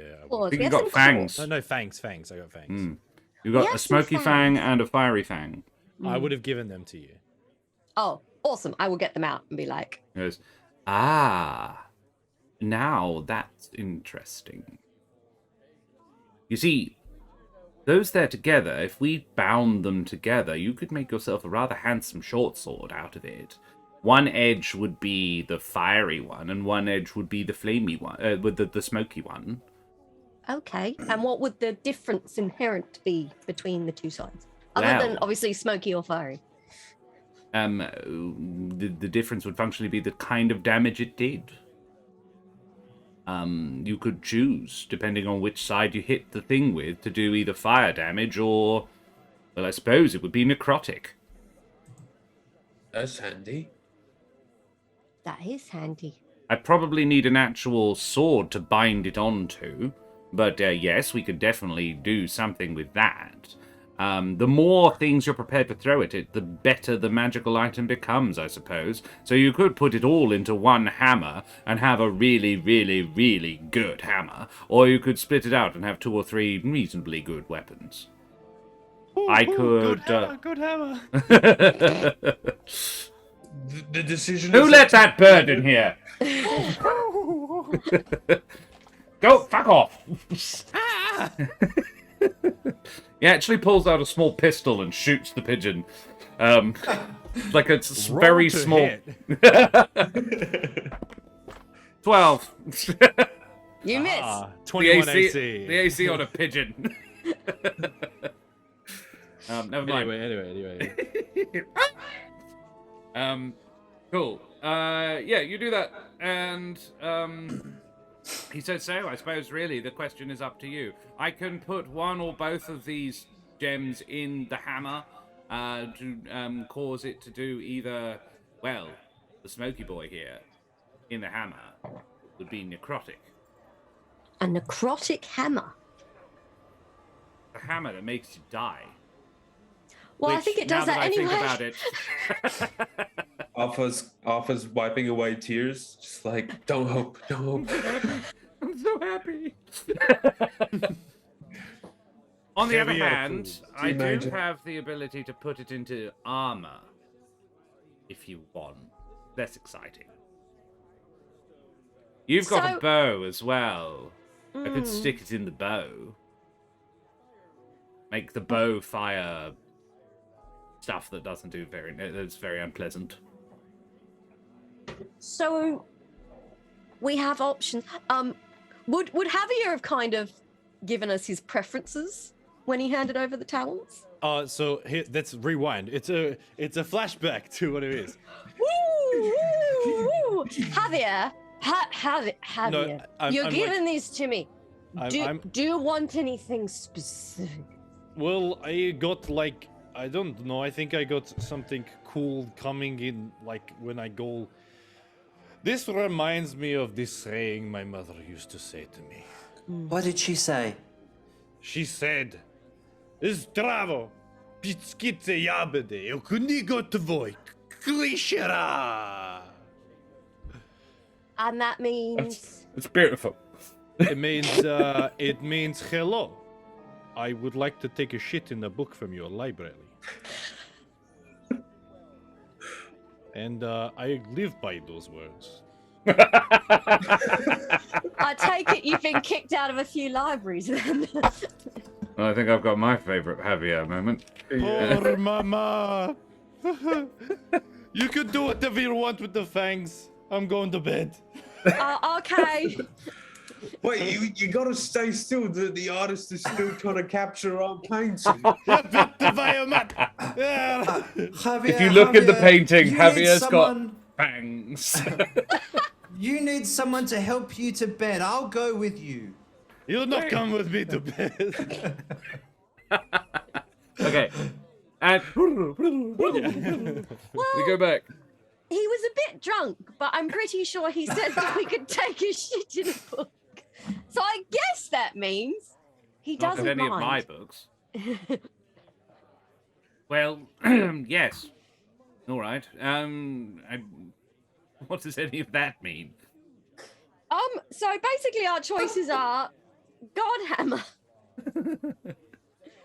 or moderately Godhammer and Look, I can make Alternating. you a pretty good hammer, and then I could make you a really quite good short sword. Okay, meta for a second. Mechanically, would you like me to explain what the weapons will be? Yes. Yes. Okay. The hammer, every gem you bind into the hammer will add 1d4 of that type of damage to the hammer. On top of the bludgeoning it already does. So it doesn't make it exclusively necrotic, it just adds more damage on top of a different type. Okay.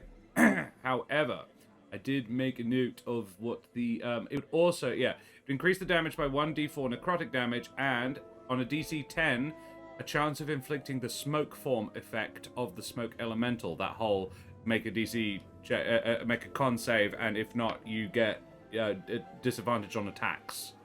They do, or you do? They do. They get the smoke in their eyes and perception checks. Which is pretty neat. The Ember Gem, same deal, but it wouldn't do it wouldn't ignite anybody. It was just 1d4 fire damage. He can bind both into your hammer, however. The dagger, the short sword would wind up being a +1 short sword that does elemental damage. It would either do... It's a normal short sword, so it does 1d6, but it would either be fire or necrotic, dependent on the side you used. Because, I mean, I'm not there, but I'm thinking, if you do have an extra attack, and Arthur has an extra attack, right? Yes. Both have an extra attack. Yeah, both have an extra attack. You do have bonuses to your damage, Barbarian. This is just how you guys feel about it, I guess. If you have a lot of utility, Arthur, you can, like, you got heavy movement, you got everything like that. Cash, you have less utility and less opportunity to go for damage. I know that rangers are pretty shit to that. They don't have a lot of improvements, so completely up to you guys. Like, it's nice putting it all on the one basket, but, like, I don't want this just to be like the Arthur show, so... Don't forget, there are the fangs as well, so... Oh, we so can is it load the up. fangs as well? So Is there anything we could do to your longbow? Because that's your main weapon, Major. So if we could make that do something sick, or arrows. Well, I suppose... There's nothing saying we couldn't bind the fangs to the longbow instead. And then put the That would shift stones the into damage hammer. type of the what does Javier use? Does he doesn't really use a melee weapon, does he? He has his spiritual pine cone. He does have a mace, Yeah.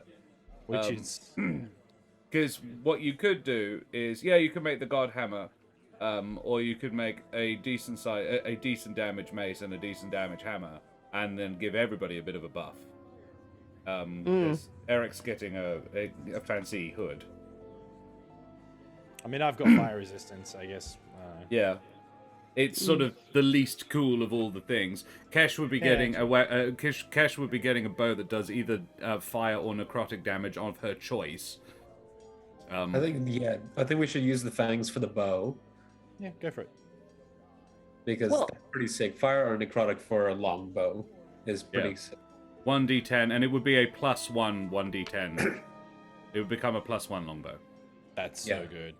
That's really good. That's really cool. Well, if we put the fangs in the longbow, and then we can put one of the stones in the hammer, and we can get Javier to come by with his mace and have the other one put into that, and then we've all got a little bit of, Yes. you know, a Yes. boost. All right. And then if we collect more stuff, bear with Well- me here, we can come back and beef them up even more. And improve them. Yes, all right. I'm happy to have repeat custom. So basically, my pricing structure is 50 gold per magical item infused into another magical item.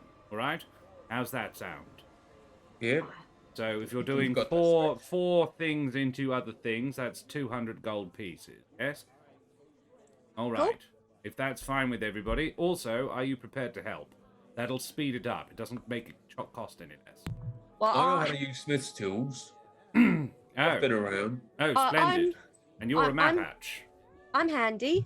I'd probably dash off and get the mace for you first, though. All right. Well, tell you what. Why don't you and I make the hammer, and when she gets back, we'll work on her stuff. All right, yeah. So we just put it in this center and smack it, right? No, not at all. I thought you were proficient with Smiths. So come here. I usually have like a little booklet that tells me the steps to make it. It's not a Lego set. Right. Yeah, so he stokes his magical forge, and this is similar deal, Arthur. You are going to be the one holding it, and it is going to be... I'm not going to put it down to a chance because you're paying for the privilege. So you basically just get it.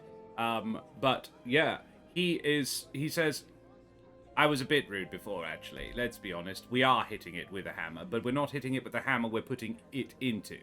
We're hitting it with a very special magical hammer, this one here. So, you hold your hammer, and I'll put the gem on it. We're doing the necrotic gem in your hammer, are we? So, Yeah. wait. Now- I didn't want to be like. Sorry. I wanted to like not meta it, but obviously say like I don't really need like a +1 weapon. Like I'm not really gonna use a melee weapon, and I'm not gonna be like, oh, I missed out on something. I genuinely want the person who hits things to hit things harder. Oh, so okay. I would. Well. Yeah. I don't put it all in one basket. I don't care. God hammer. I was for the God hammer. So, Okay. But now so Two gems in one hammer. All All right, right. 2 gems, 1 hammer. It's going I want to be viral. clear, this isn't going to be a +1 hammer. This is just a hammer that does more elemental damage. Okay, yeah. And would But I also have- have the potential to blind its attacker. It's a pretty good hammer. All right. I'll be Right. back, Pro, as well in the future. We're gonna have one of each color gem. I love it. It'll be Yes. Rainbow Godhammer. Yep. And it's going to be gold, and you're going to Yes. be able to control time and space. That Splendid. will be right. Yeah, I'm very frightened of this and we've idea. been copyright striked. Yeah, there it goes. Never mind.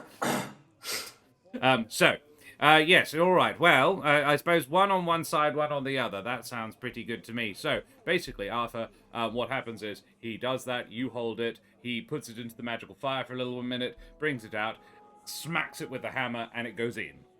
And there is a sort of dent with cracks all around it on your railway hammer. And there is now a black smoky gem in one side. And then he says, right, flip it over, come on, quickly, and smacks it again with the other side with the fire gem. And Arthur, he said, before he hits this the second time, he says, now, focus your will on it. If you want it to look like anything fancy or splendid or whatever you want, focus your will on it, right? Okay. Smacks it. All right. And Arthur, does it change form at all? Does it look any different or cooler? It maybe just gets like, it's still a railway hammer for sure, but it gets like a little chunkier in the head bit, and it's got like a couple like extra little spikes and Nice. the other side is like one of those like just full on like Warhammer spikes. Oh, he goes, oh gosh, that's very good. Nice, nice, terrifying. All right, good job. Right, where's the girl? Where's the map hatch? Here. Right, your turn. Come here. And he says, right, thoughts on how you want to do this? Because you're a bit of a crafts person, I guess. Well, if we kind of infuse the fangs? It's fangs, Yes, isn't it? yes. Yeah. Yes. Onto either side of the grip. I thought that would look quite Oh, yes, all right. nice. Do you want it in line with the grip, so you sort of hold the fangs as well, or do you want them sticking out in some manner? Like if you punched somebody, they'd get a fang in the eye. Why, that wasn't what I meant, but now you say it. Yes, I have a talent for that. All right, well, Kesh. Do I want my bow to have a secondary stabbing ability if things get too close? Cool. So yeah, Kesh. Basically, this is a +1. This is going to make a +1 bow that does either necrotic or fire damage, depending on your choice. Free action to choose or change. However, you can only do it once per turn. So if you fire one shot and it's fire damage and it doesn't seem to hurt the thing, you can't swap to necrotic that turn. You have to do it next turn, all right? And it still uses regular ammunition. So, same deal. He places it in the flames. He gets you to hold the tongs while he does the smiting. And he says, now, important, focus your will. What do you want it to look like? Kesh, what does it wind up looking like? It looks like a bow with vampire fangs. Cool. Not a major change. No, Kesh is a simple, practical person. The fangs are incorporated into design in the most practical way. I imagine it as a compound bow because I don't think Kesh is a particularly tall person. So to get the most sort of bang for your buck, you need a shorter bow that's recurve and designed to be sort of the same power but smaller.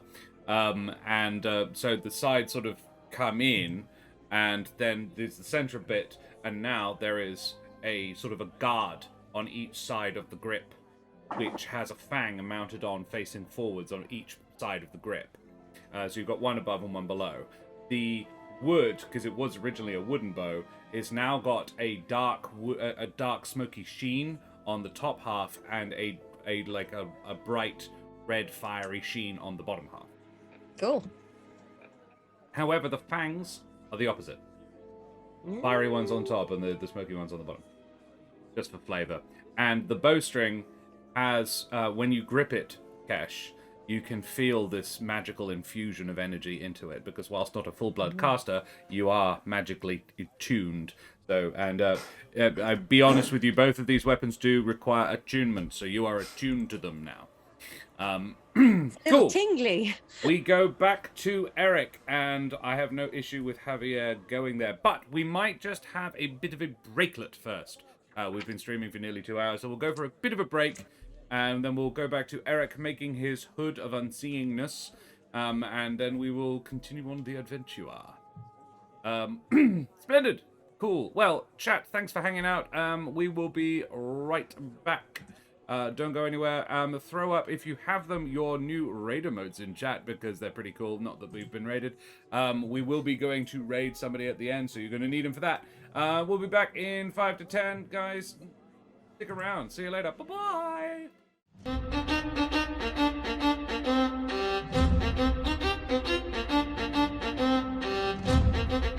Vast and ahoy once again, mateys. Avast.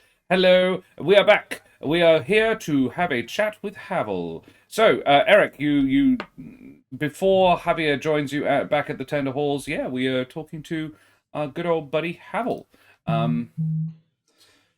Yes, I find his office, which You do. hopefully he's in, and hopefully the door is open, and I knock, knock. Oh, hi, Eric. How'd it go? I heard you were back. Yes, may we have a quick chat? Oh, sure. Yeah, happily. Great. I close the door, And I've probably been in here at least a couple times before. Oh yeah. I want to scope it out. Does it look particularly flammable? You go. It's practically everything is made of wood. Let's be honest. There's an awful lot of books. Yeah, discarded clothing. He probably sleeps in his office. He's probably one of those kind of guys. And so there is a couch in one corner that he's obviously slept on. Maybe not last night, but usually. And beyond that, yeah, there isn't much in the room that probably isn't flammable. Okay, all right. How are you? Are you okay? Oh, yeah, I still miss Tavor, you know, but I'm soldiering on. And Eric, you would know, I don't know if Brendan knows, but Eric would know that his partner, Tavor, died shortly before the Scorched Grove was defeated. Oh, wow. Yeah. I do hope you're okay. I thought I would just let you know how things have been going. Before I forget, I was wondering, I know this probably isn't the kind of thing that is typically written down, but I was wondering if you had some kind of book or tablet or something about how to speak Ignan. Oh. Right.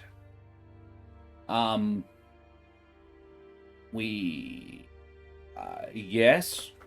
Yeah, I think so. Somewhere. And he actually, he gets up and he says, why do you want to learn? Oh, because the elementals, are you trying to talk to them?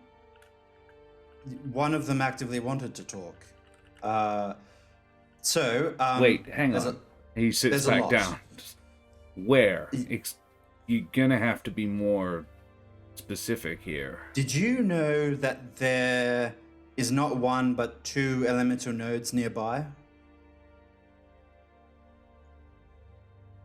Water and fire in synchronicity with each other.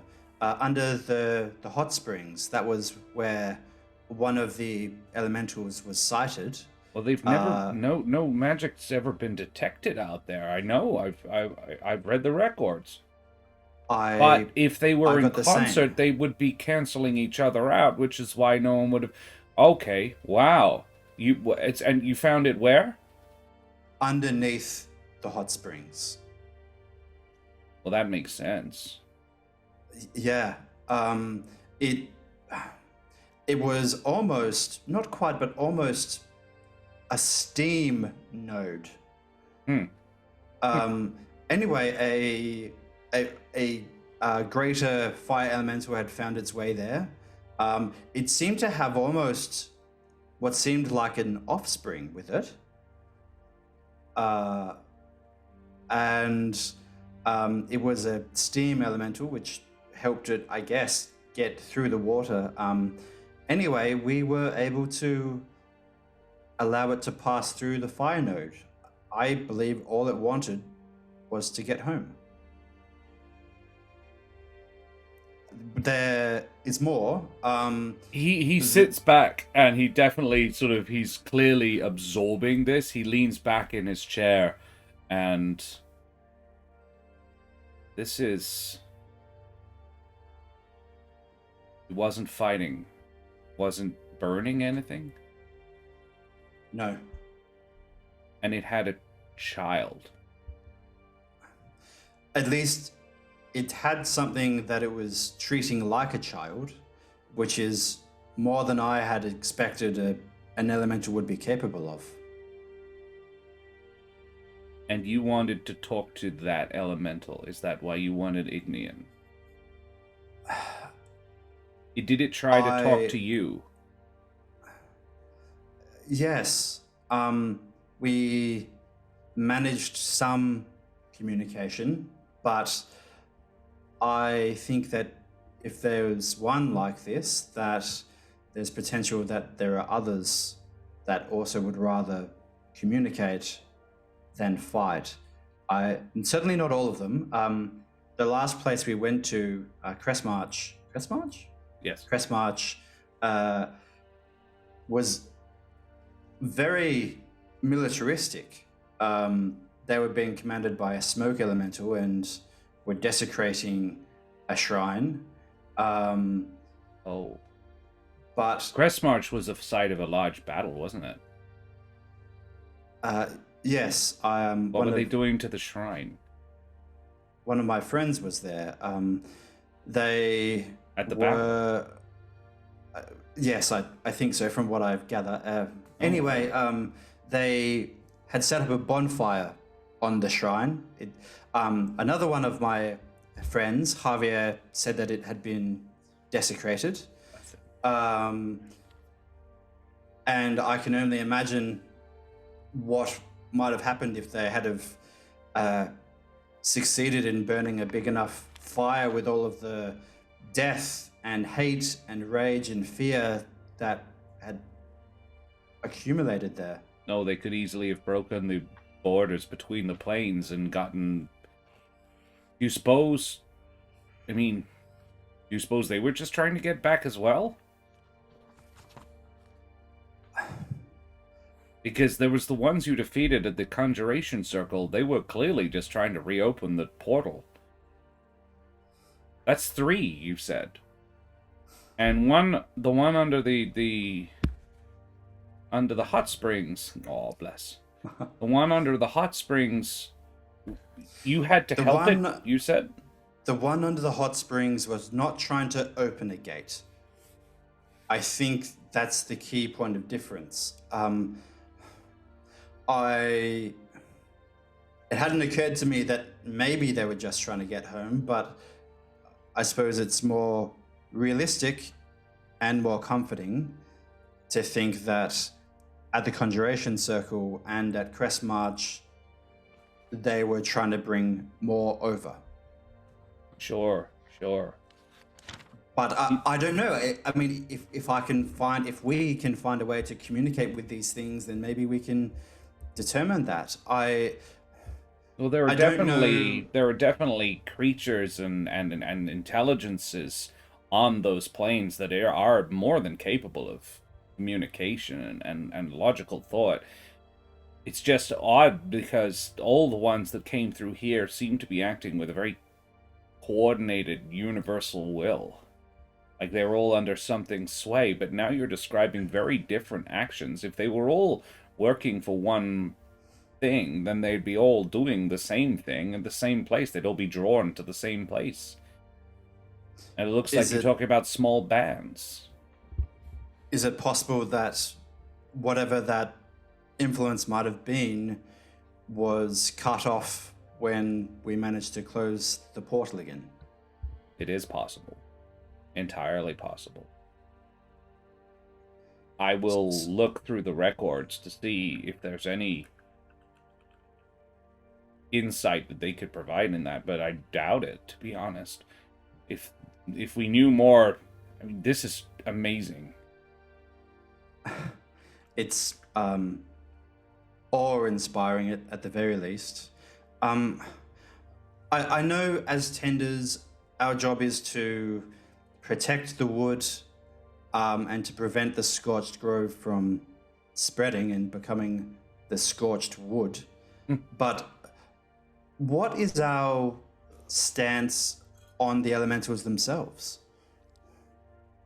I think it's a sort of live and let live. I suppose you'd have to talk to each individual person. Somebody who lived in Ashbarrow, for example, would probably be a little less inclined to forgive and forget, you know? I personally lost someone very dear to me. But I think this is not their natural place. It's not where they should be. Well, they can't live on our plane very long without an open portal. And we can't survive on their plane at all, so it's really a sort of, why are we even having this argument situation? No one knows why the portal opened in the first place. No one really knows how that was all started. Do you think it would be possible for them to open a portal purely from their side, or would they need help from this side? Or is that even out of the question? I don't know if that's even something we have an answer for. I genuinely don't really know. There are naturally occurring portals. It sounds like you found two. Nodes are portals. But if they're in balance, then they couldn't be used. And you said you helped them. What did you do?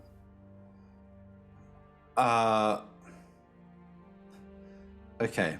This is going to sound really stupid. We temporarily swung them out of balance. Against my advisement, but I think it worked. Do you think they're back in balance now? This is a very important question. I understand. We definitely spent some time there after it had gone through. I did check.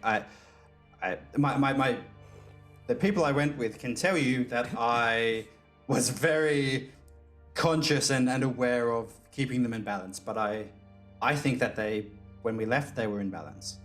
Oh, okay. Well, so it couldn't couldn't shift the balance out itself, which is good. Even a major elemental couldn't do that, so I think that's a door that's closed, but it's one that you could open. An elemental portal, a fire node or a water node, if it wasn't in that situation, then yeah, it would be a sort of natural doorway, but not just anybody could come through it. But otherwise, yeah, you would need help on both sides. Whatever happened in the Scorched Grove originally, maybe that was part of the problem, but there are some elemental creatures that have the power to just jump. To use off the top of my head, other like not elemental, but people that are like creatures born on those planes that aren't elementals. There are definitely some of them. For example, Aphorites, fire genies. Yes. They live and work, and many of them rule on the fire plane. They can plane shift as they will. So, your inclination is to think that it was one of these creatures that might have opened the portal from this end, and not someone native to this plane? I have no idea. Could have been some mad wizard. Could have been anyone. It was it was nearly 10,000 years ago. I haven't the faintest idea. Could have been an elemental creature, could have been an Ifrit, could have been a mad wizard. Or probably a cabal of them. Could have been some damn fools trying to summon a demon or a god. Right. I don't know if it's preventable, my friend. Well, I don't want to see any more bloodshed than necessary on either side. There. So well, if we can find a way to communicate with them, then that would be good. He stands up, goes behind his desk. There is a wall bookshelf, and goes takes a moment to select, and this there you go, and gets a big leather-bound dusty tome. He says, "There you are. It's a primer. Don't expect it to become fluent overnight. And be surprised if your larynx could even get past some of the words." But you understand, like you're a bird, you understand Orin. That'll help, at least. You might be able to understand what they're saying, even if you can't necessarily make yourself clear to them. Now, remind me, did he know about Hope? He says, how are you going with your friend? Well, it's probably about time that you were formally introduced. Oh, pleasure. I put my hand out in front of the red feather, which empties and forms Hope. Yes. You two are getting Yes. along well. I think so. This is hope. I hope. Eric, you're killing me, guy. You're too nice. You're too good for this world, man. Well, yes. Anyway, I'm very aware of what's in this room right now. Hope, in you go. Hope cheeps and goes back in your face. Hope, for those new to the game, Hope is a little phoenix that lives in a feather in Eric's face. And Havel has seen it before. And he goes, "That's nice. Does it speak?" Well, yes and no. We have some kind of innate understanding of each other, but I was hoping that it would probably be the first thing that I try to communicate with. Sure. Well, in its language. Enjoy the book then. Thank you. Cool. Is there anything else you want to say to him?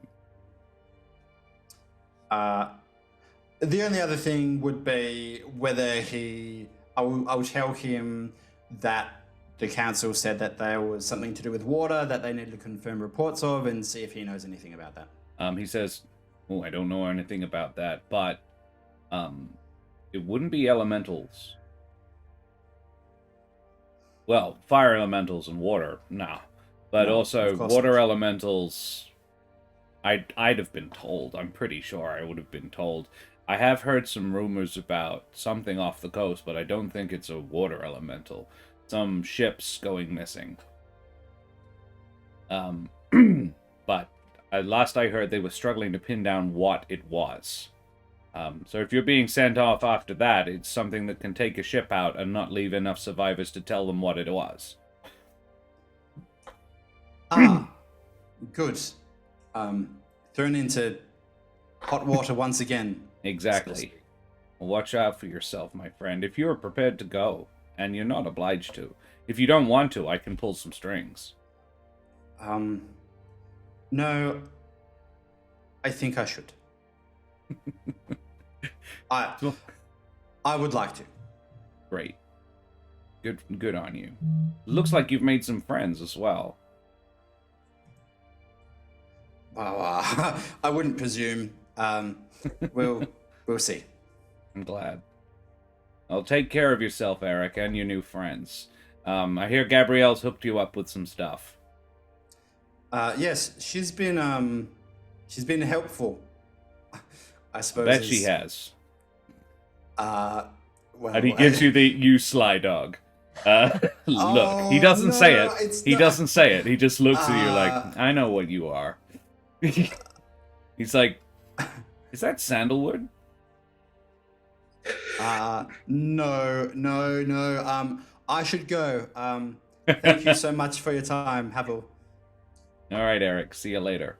I'm wanting to shuffle it on a little bit. If anybody, Javier, do you return? Yeah. So I return to where? To hanging out with Eric. Yeah. And what point would I meet? You would get back after that conversation.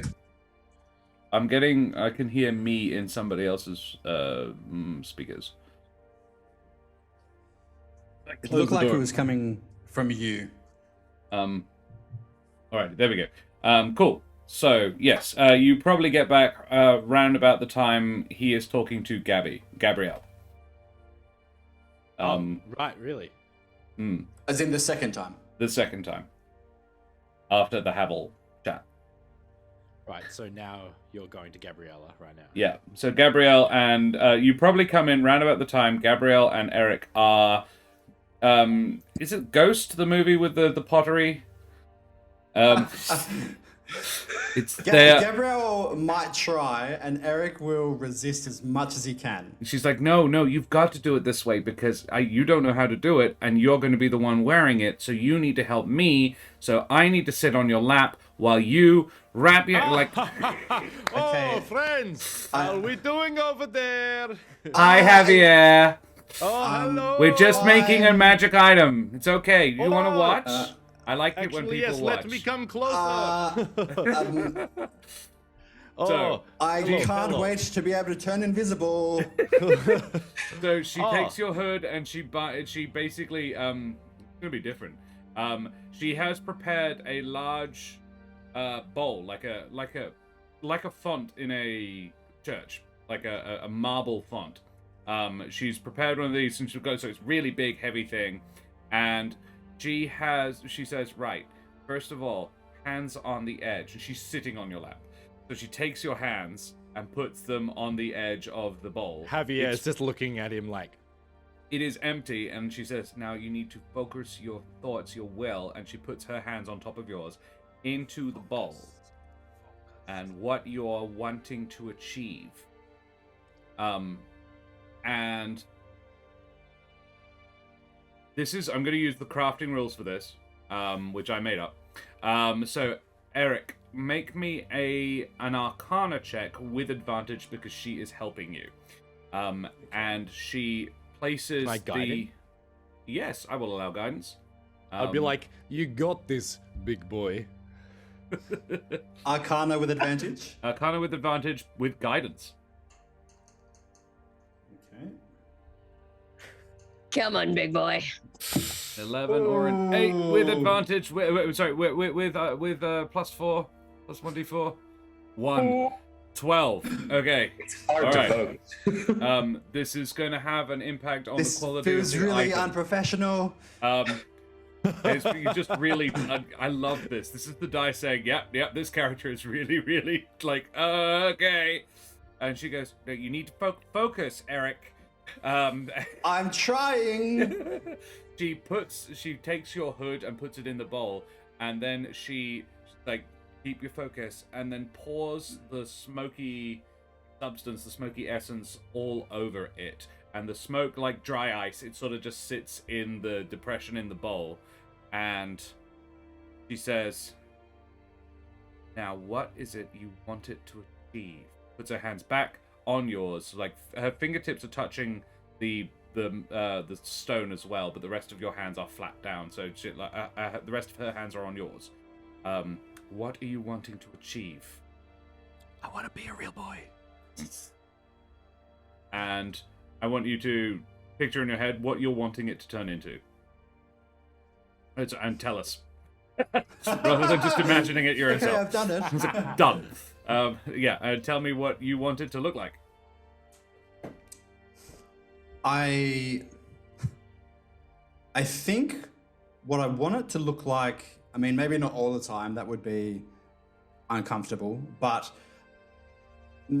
at times I want it to look like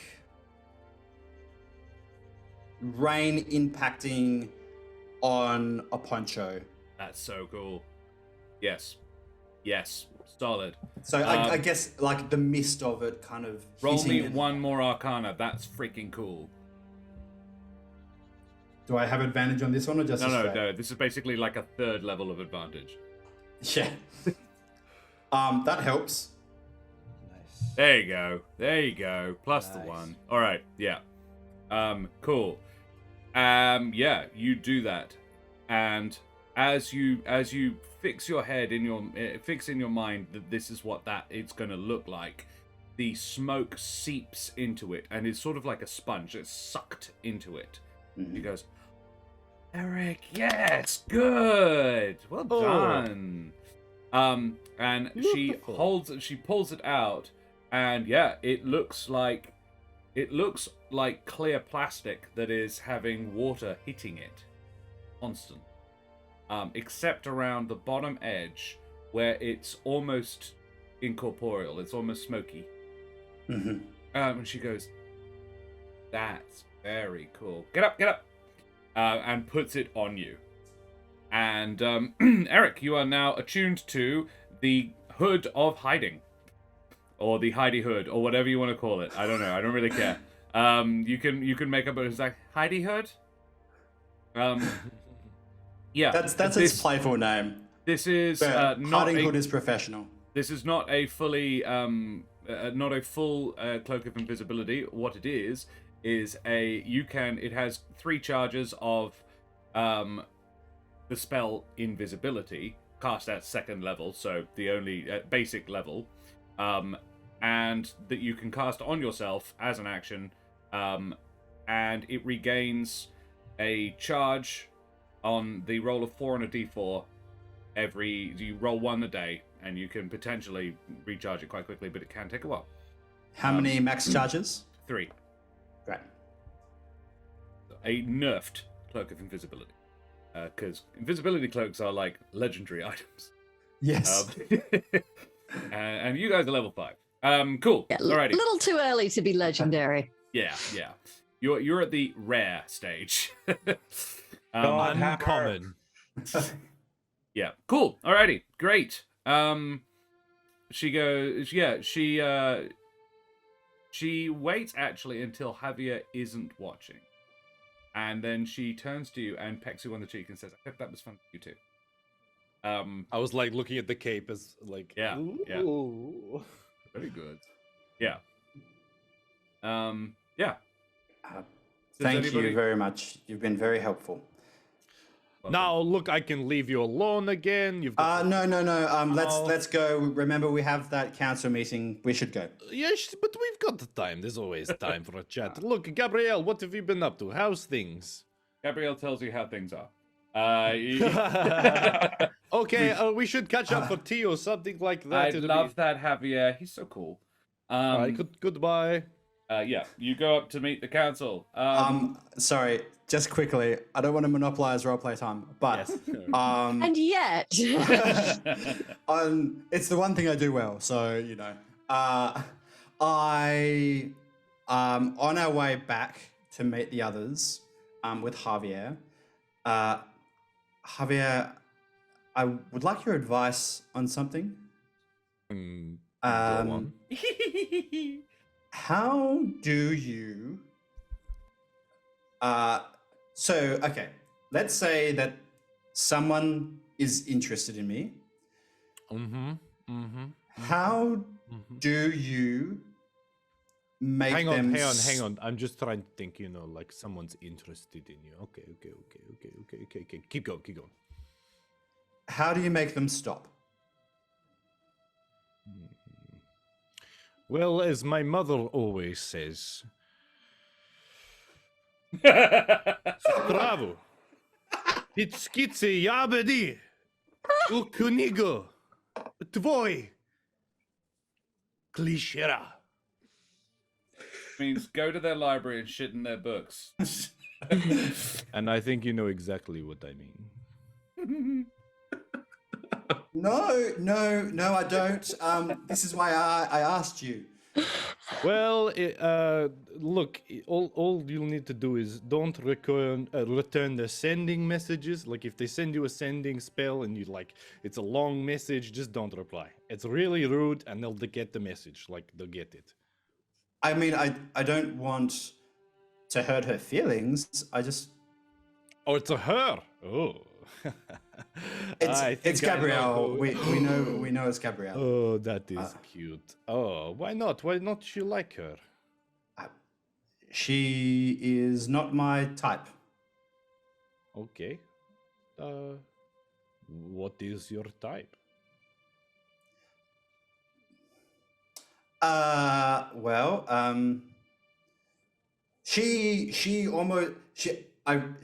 She's great. I like her. She's very helpful. She's friendly. She's a great person. Mm-hmm. Romantically, she represents everything that I'm not into. Being what? Like she likes the wrong kind of music, or she does not like, pretty jewelry, or is she racist? Are we trying to push Eric out of the closet here? Like. Something like that. Okay. Well, look, sometimes it's like that, and that's okay. Well, in any case, if you want to get the stink off you, if that is, I won't give you any more sandalwood. I'm sorry for that. Next time, I'll give you I didn't even know pigwort. you sprayed it on me. I didn't I'll give notice. Pigwort. It's very bad. No, Smells look, I awful. don't want to You'd be like repulse people. I offensive. just... You'd be really offensive. Anyone no, look at I- you, they could smell you just by looking at you. No, You'd be, that's not "It's what I- great. What a I- great idea. Let's go tell the others. Let's go. So you enter the council chambers having this argument, and Kesh and Arthur are standing there with a godbow and a godhammer. Eric comes in And wearing you know an what? almost There's- invisible cape. And apart from the cape, there's almost like a heat wave emanating off of Eric. Boy is glowing. Yes, Memphis is. Hang on, I actually made notes on this one. Okay, Ooh. all right. Sorry, I acted like you never make notes. You always make notes. Yeah, I'm I sorry. make tons of notes. I've got 25 pages of notes just for this campaign so far. 12,000 words. Thank you very much. Right. Okay, that's why. Next councilman. All right. Hello. Good. Thank you for coming back. Okay. We have our confirmation on your next target. It is a wake worm. What now? A wake worm. They are large combination dragon eel things. They live in the ocean, obviously, and they sink ships. And this one has. Well, here's the thing: they're not actually normally that dangerous. Big, but most wake worms. A ship isn't delicious. You know, they eat animals. They eat creatures. Ships are eating a human, or eating a bird folk or a humble folk. They're too small to really constitute much of a meal. It's unusual for them to. I mean, if they encounter a ship, they'll probably attack it, but they're not. They don't tend to be particularly aggressive towards ships or territorial. It's been over a generation since there was a wakeworm along our coast that was a problem, but there is very much one now. And, as I'm sure you can appreciate, this is not an easy time for the wood, and Salthouse Port is our only port. It's our major trade link to the south, and having it functionally closed off by a wakeworm is very damaging to the economy of the wood, particularly in a reconstruction phase. So if this is something you believe you could handle, I believe you are capable of it. What do I know about wakeworms? Have I heard of them before? Yes, you can all make history or nature checks, and Eric would have advantage. Well, with a 7, I don't think I know jack shit about wakeworms. Javier and Eric have definitely heard quite a bit about them. Eric might even have seen one. Ooh. Fun. Oh, I apologize. Yeah, 24. Yeah, definitely. Eric and Javier. Javier, yeah, you've definitely heard of these things in your travels.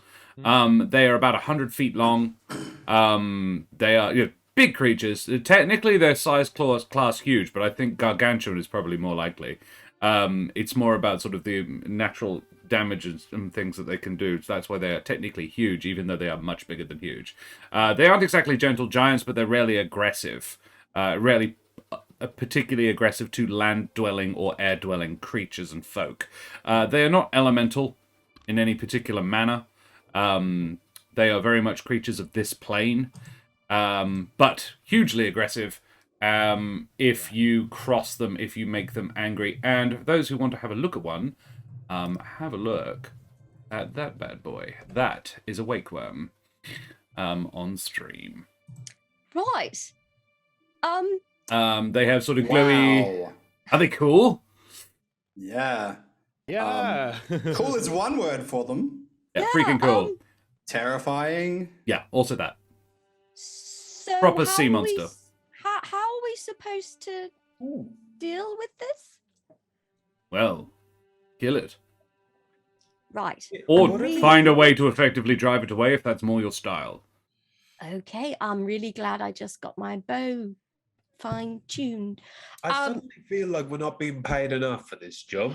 The thought had crossed my mind as well, Arthur. Pretty much. That's a big ask. That's huge. I will ask, how much is it to buy a ship, an entire ship? I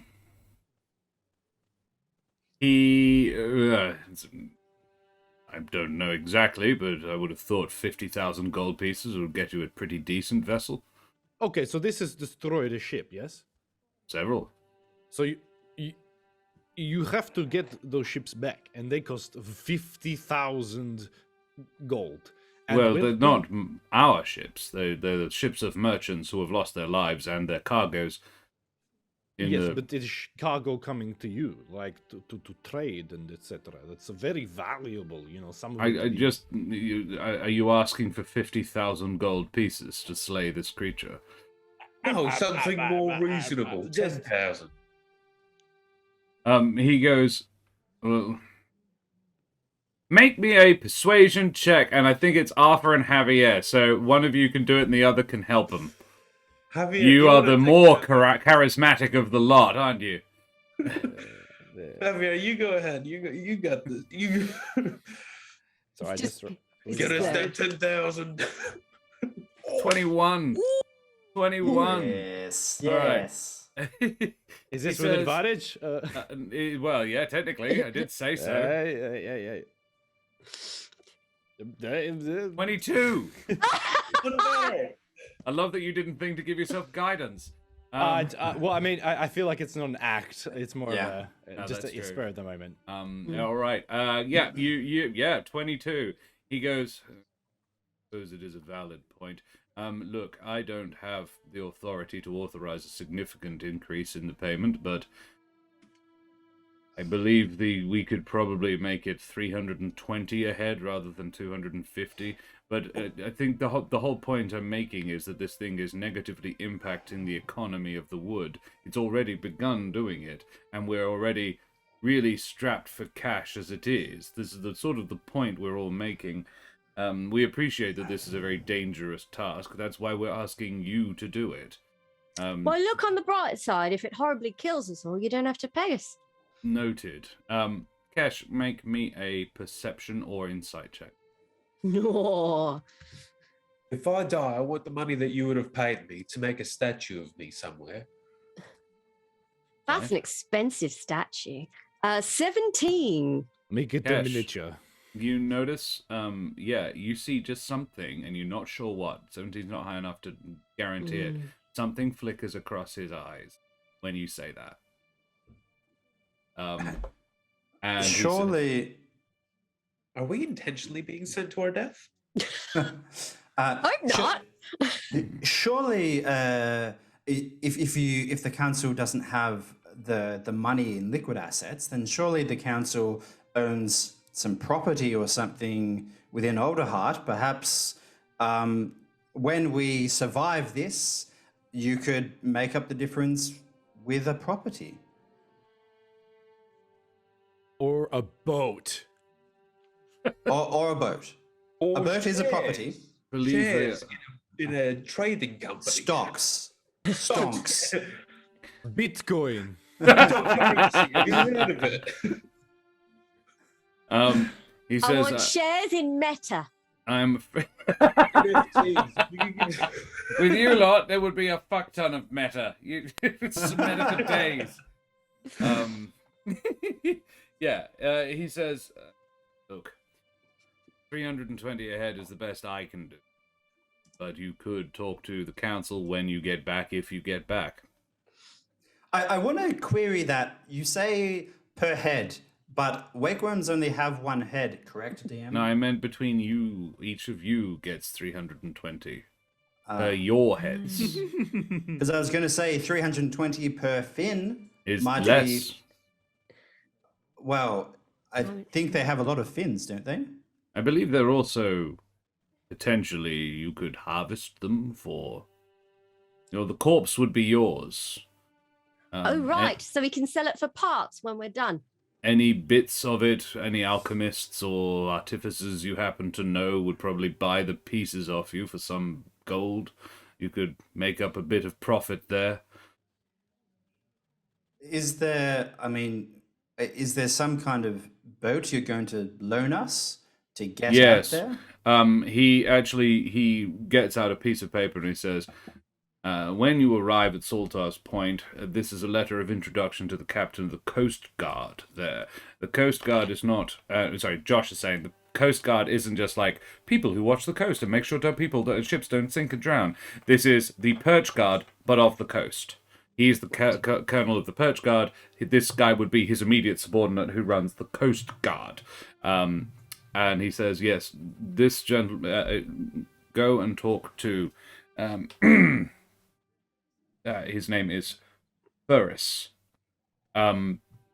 Steve Ferris. Ferris will set you up with a vessel and a guard, anything you need to get this done. This is very important.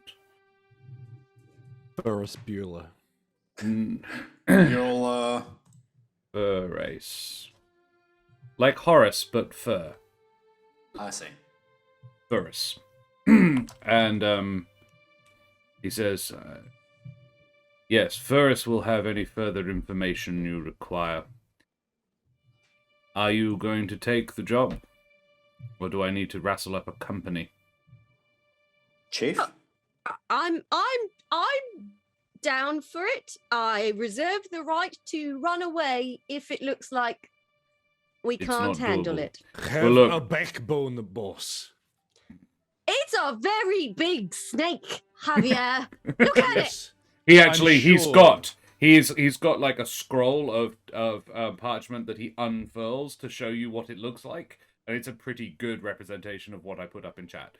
I'm not That's afraid pretty of a... small. Look at that. It's only like this big. No. I whisper in Javier's ear and explain scale, the concept of scale. Covered in scales. All right. Well, the thing is, Chief, that in my experience as the captain, what's his rank again? Colonel. Colonel.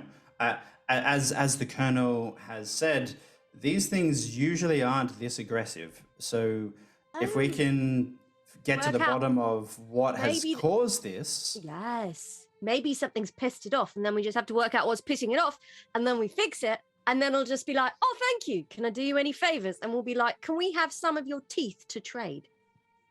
do I know? Do wakeworms have a language? Wakeworms are beasts. Yeah. In fact, yeah, with your 24, just let me quickly check. I didn't write this down. Stupid of me. No languages. They are a huge beast, unaligned. Well, we'll work out some rudimentary form of communication with miming. I think that I could communicate with it somewhat easily. That's good. I could figure something out, I think. We're resourceful, talented people. Well, this We is can why do this. you're being sent. Burris Timbale, captain of the Coast Guard. Timbale, Captain Timbale is probably who you'd want to refer to him as. He is a Vulpin gentleman. And he paused there because you would think he's probably reluctant to sort of label people by race. He's deliberately tried to think of another way of describing the guy, and he says like, well, Vulpin, it's not racist to call somebody what they are. Unless it's like, he is racist. Well, you can insight that if you like. He racist. It's okay, I know he is. He's part of the government. No. Well, I rolled a He's the 23 police. to find out if he's racist. I'm gonna see if he's racist. Cash. Not necessarily from that particular piece of interaction, but your general impression of the guy and his association with Larimar. Yeah, he's like you've interacted with him more than anybody else in the group has because you have similar ranks in the Alderheart military. You don't. Racist is the wrong word. He is for the birth. Prejudiced. He's for the bird folk first. He doesn't hate humble folk. He just doesn't like having to share space with them that he thinks the bird folk should have first call on. You live in a big tree. What's a fox doing in the branches of a big tree, you know? That sort of... Trying to build a make a fence. life for itself. Exactly. I mean, foxes like climbing trees. But anyway. And Yeah. having loud, screamy sex outside your house. Yeah, they do. Anybody who's lived in London can attest. It's the most terrifying noise. And Yeah. that's the list of things I didn't need to know. All right. So you take the gig? Yeah, I'm in if the rest of you are. So, did we get the confirmation? Fantastic. So, $10,000 from each of you, and then we get the boat as well. Yeah, Is what I think understood. Javier's got the right of it. I kind of clocked out there for a bit. I was thinking back on something that I was think quite... it was 320 each and possibly some perks. And full rights to anything you take off the body. If Hey, you kill it. Colonel, If you how don't much kill did it, you then get 320 sounds extremely fair. Are we going to, like, we'll take the gig, but, like, can you supply us any weaponry or something to, like, get in the water? Cause Well, it's this like... talk to Captain Timbale. He will sort that's you right. out. So, okay. He'll Shoot. kit us out. Cool. All right. Yes. Cool. Awesome. Alrighty. He says thank you, and makes himself scarce because he is tired of talking to you. And Kesh, Right. you would get that. You were like, wow, he is done talking to us today. I think we may have annoyed him a little bit, guys. Yeah, Hey, being Colonel. graspy. Hey, Colonel. Don't bite the Clipping that hands that shit. feed Hold you. on. Speciesist. Okay, cool. So yeah, I'm just gonna rush us along a little bit, and get us to the next major plot point, and then we will finish for the day. So, you guys go. I have really one more big question here, and I'm going to put up the map of the Humblewood as well. Here you go. So if you have a look on stream, you can see there is the map of Humblewood, and I will describe. So yeah, you have another evening in Alderheart. You have a look, and yeah, you get drunk or you don't, as Arthur chooses. Arthur, do you drink? Arthur will not. No. Interesting. Okay. Ooh. Arthur has another stone cold night, and the rest of you do or don't. It's less character building one way or the other. So yeah, you guys. Can I do something if we're going to bed? Yes. Sorry, I was just waiting for it, but you know, never mind. Quickly. Yes. I have the spell prepared. Sending. Sure. So I was sending. You know, I wanted to send a message to Gabrielle. No. Leave him alone. He doesn't like you anymore. YN. I was going to send a message to my mentor, my teacher. Oh yes. Yeah, I was going to be like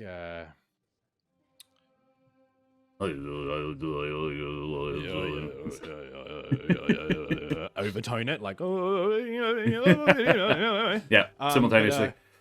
And send the message because I got 25 words.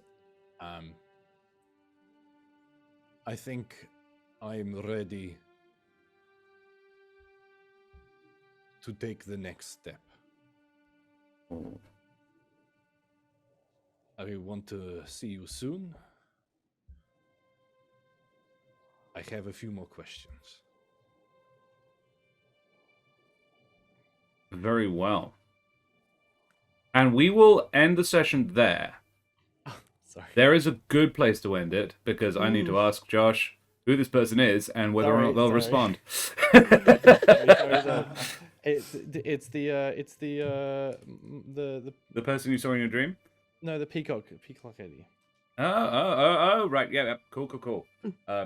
In which case, she would respond. And she will say, "Where are you? I can be at Alderheart in 3 days." I'll use my second slot. I'm in Alderheart. I'll be back here. I'll be here a while, I think. You're leaving tomorrow, but sure. To go where? Salthouse Point. But then we'll be back to Alderheart. Yeah, after that. Yeah. How long is that gonna take? Salthouse Point's probably 4-day travel. Oh, really? A long weekend. So trip. you can see on the map, Alderheart is in the center of the green wood bit. Salthouse Point is down the bottom of the map, pretty much due south of Alderheart. Okay, all right. Well, then I would be. She sorry, could make sorry it if it's- to Old sorry for Salthouse making Point in about 3 or 4 days, as could you. this. I'll meet you. I'll be at Salthouse Point. I'll want to meet you there, and I have good news.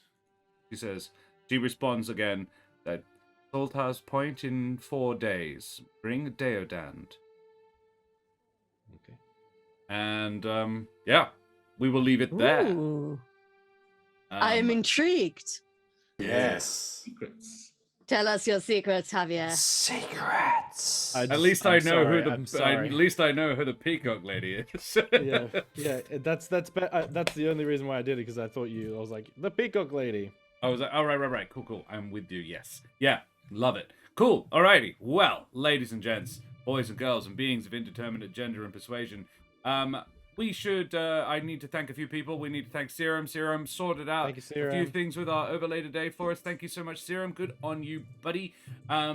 We need to thank Daria, our amazing Daria Yevdenova, our artist. You can see some more of their work over on the Eldritch Scribe. The Gelatinous Goober, yes, of course, himself. We love Serum deeply. I also have a special shout out for the dreaded GM. Dread and his family are doing it pretty rough right now, actually.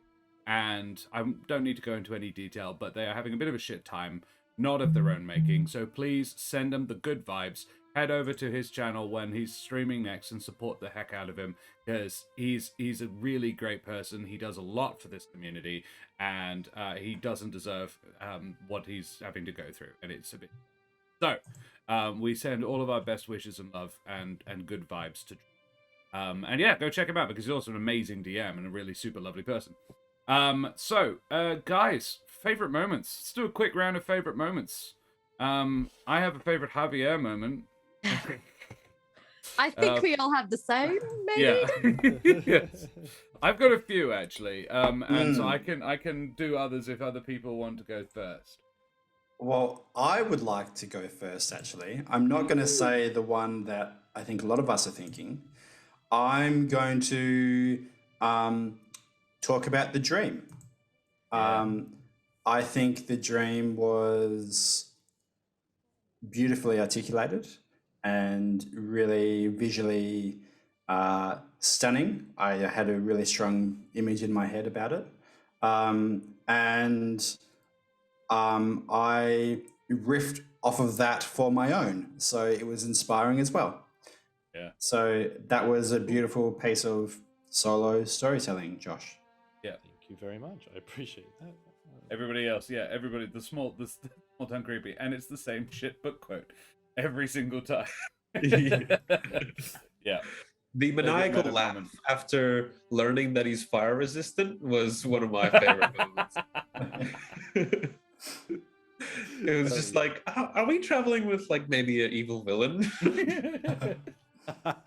Oh my, yes. He does have a fascination with corpses. Yeah. Yeah, he's just about ready to take the next step, so he's called his his mentor, who's going to meet him in Salthouse Point in 4 days, and has told him to bring a deodand, which is a real Ready thing. for an assassination. Resistant, not immune.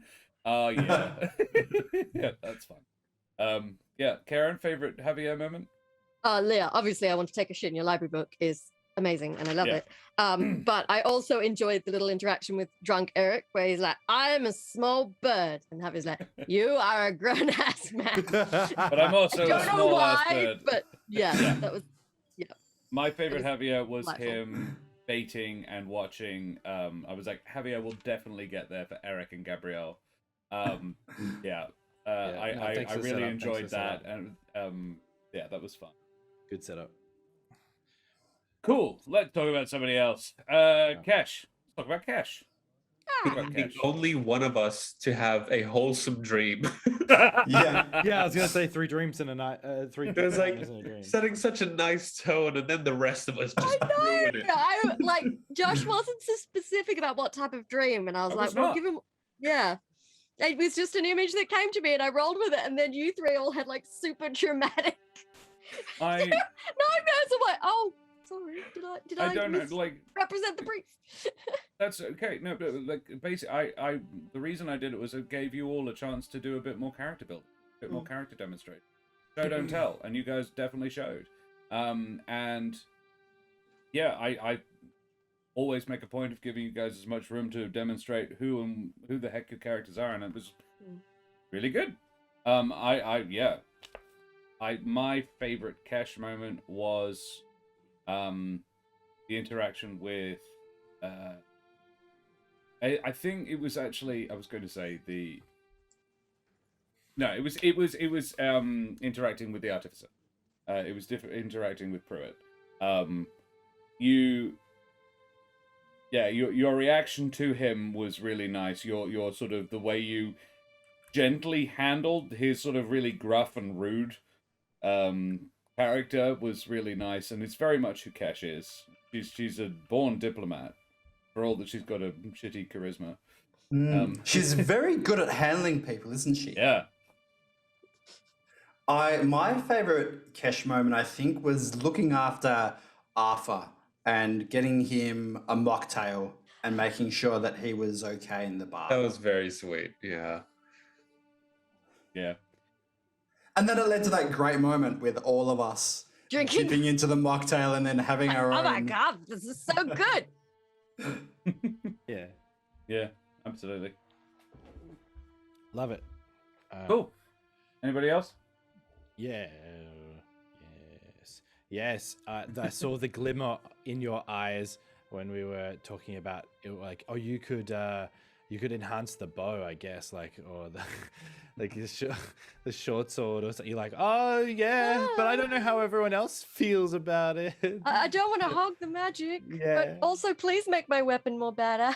Yeah. Also, Yeah. my instant reaction when you're like, when we were back reporting to the person, and what were you saying? You're like, oh no, I don't think we can do it, or like, oh no, could you potentially? I was like, I have a spine. I felt it's kind of like one of those, like kicking you in the back of the shins, like, boss, remember who you are. John fucking Seasna, Yeah. forgive me for being a little concerned. Oh my god. Yeah. And thanks for initiating the flashback.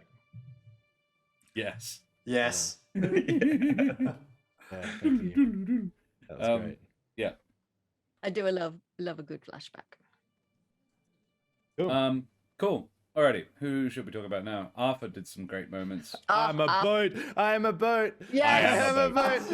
I have that one written down. I am. I had a mental image of Kesh riding a rubber duck. What Like am a I really even doing? big rubber duck. I don't know why, but it was immediately like, yep, I could see that. My favorite Arthur was definitely, and do you have a waterproof frame for this? Yeah. Yes. It's necessary. It's important. Yeah. I thought that was very sweet. Yes. That whole He's the painting only business. sober one as well. And somehow also the only naked one. That was unclear. But I don't want to fight it. But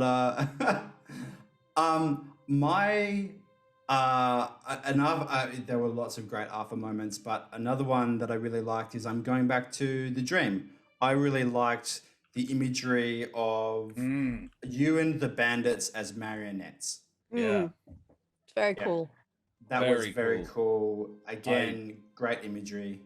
I particularly, in fact, actually, I do apologize. I'm going to go back, and Arthur, you have inspiration for the dream. And the reason you have That's really inspiration is because it foreshadows narrative you don't know. Oh, excellent. Can I I- send this to you? Sorry, talk. I've blanked on what I was going to say now. I also loved Arthur's just struggle with his masculinity over the mocktail. Yes. His conflicts, like, oh, it's delicious, but oh. Nowhere near as yeasty as beer, but yeah. Tastes so It much did better. occur to me, I'm like, he could have had just an alcohol-free beer. The But thing that is, tastes no like one wants shit. this beer, though. Some alcohol-free beers taste pretty good now. They didn't used to. But yeah. So cool. Alrighty. Any other cash faves? Alpha faves rather. Yeah, can Got you have a anything look at to- the picture I sent you on chat, on Zoom chat? Jeez. And I'm intrigued. This needs to be posted to our socials. I don't know if I can. I love it. After stream, we can spread it. It's good. I mean, if I can find the damn thing, I could- gosh, is it love that it. good? I love it so I love much. it. This is Backgrounds. pretty good. It's very good. Pretty great. Oh, amazing. Yeah, I can. Hang on. Properties. Yes. Carry on. Is there any other faves, or shall we move to somebody else? Eric's going to be easy to talk about, I think. The Infinity Hammer I really liked as well. Oh, yes. The God Hammer. Godhammer. Yeah. That's Non-copyright Godhammer. Yeah. Excellent. Yeah. Moving on. Eric, I've got one. Sorry to just do that for you, Eric. Please. I love you. You are consistently the pun king of this group. Just like I like a good pun, but I don't really like character-wise. It doesn't make sense for him. So every now and then you say it, and sometimes it just slips through, and you don't like nobody reacts, and I'm like, I see you. But tonight It was good to be seen. It was the wing it and the we're in hot water. Very solid ones. There were more, and I missed them, but I was too busy laughing, I think. Solid work. It is up in the stream there. Well done, Josh. That was fastest clipping in the West, fastest memeing in the West. I like that he looks a bit wet. That's really well done. Yeah, you blurred him into the water. I respect a the boat. attention to detail. Added shadow, I mean, yeah, serum on the alpha mugs. Do we want an alpha mug with "I am a boat"? I think that needs Just to be to the weird people out. yeah. It was like I have no idea what's going on here. The God Hammer was freaking awesome. Cool. Alrighty. Well, let's talk about Eric. Because Eric had some crackers today. We've already begun talking about Eric. Sorry, I was distracted. My favorite Eric was his reaction to Gabrielle. Like up to the point of, how do I tell a girl that I'm not interested? Was really cute and really interesting and really character building. I love it when I just like, God, I have questions, but I'm not actually going to ask. I'm going to wait to find out, and that was definitely one of them. That was really, really solidly done. Yeah, the role play with Gabriella was really cool, and like sort of like role playing it as like you're like too shy to say anything, and then it's sort of ending up you don't have like the interest. Although the workshopping the names for the cloak of Yeah. The Heidi Hood. That was mine. The shawl of unseengness. All of Unseeingness is what I've got written Definitely down. what it has to be called. Sorry, just then I retroactively, as a like kind of later on, like thinking about the conversation that I had, I rolled an inside check to be like, what was that all about? Like Javier's probably And like, wow, you maxed max damaged it. Yeah, Nat 20'd it, so he would have. He's kind of going. Oh! Oh no, I'm so awful. I'm a terrible friend. Oh, fuck. Oh no! Yeah, exactly. Yeah. Burst into Eric's Javier, room 3 days later while he's asleep. He's like, my friend, I'm so sorry. I misunderstood completely. Pretty much. Javier was the one person that Eric figured would have cottoned on to him straight away. So Eric probably would have thought that Javier was being purposely like facetious or something. Yeah. Yeah, so like sort of make you uncomfortable, but yeah. That was great. That was great.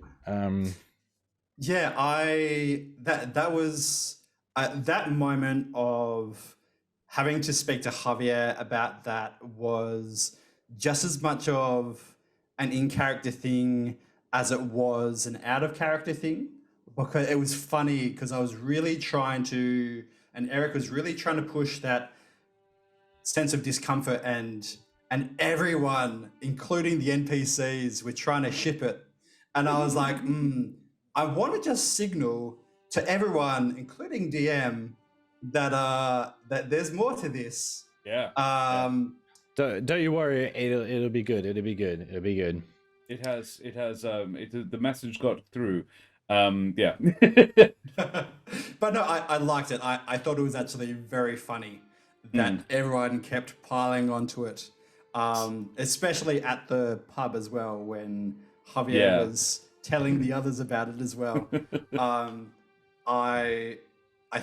I'm interested to see where that whole conversation leads. Yeah, Gabby's not a bitch. She would back off if she figures it out, and she probably is aware of it and is now being playful. But yeah, it's yeah. Don't worry. All right, cool. Do we have any more how great Brendan was? Yeah, there was a lot of roleplay moments. Yeah. There was some really solid. I really enjoyed the chat with Havel as well. I really like being Havel. Havel's fun to be.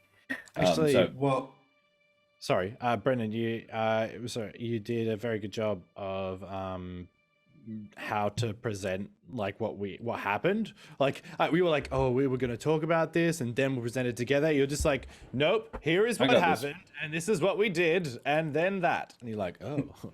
I could imagine like coming from anyone else would have been like kind of a bit jarring. Like we would have had our own spin on it to be a bit like, I could imagine Kesh stumbling and being like, well, this kind of happened and I hope you don't mind, but this also, Arthur's going to be like, yeah, so job needed to be done, smashed his head in, well done. But, bit fucked. And Javier just would have not been able to communicate like in the common tongue. So yeah, I think that says a lot about characters, how they communicate and how they tell stories. Yeah. And yet 4 different versions of the same story. Yeah, I think that would be really interesting if we were to have done that scene of the 4 of us in 4 different places speaking simultaneously. That would be. Sorry, no, we can't ever do it. Yeah, no, it was a big day for the RP anyway. Serum76, I also appreciated the 60-second recap. I was like, yeah, that was well done. Yeah. It was. Yeah. Yeah, the 60-second recap where I missed the most important thing to my character that happened that session. Yeah, you summed up the way, man. You summed up the session really well.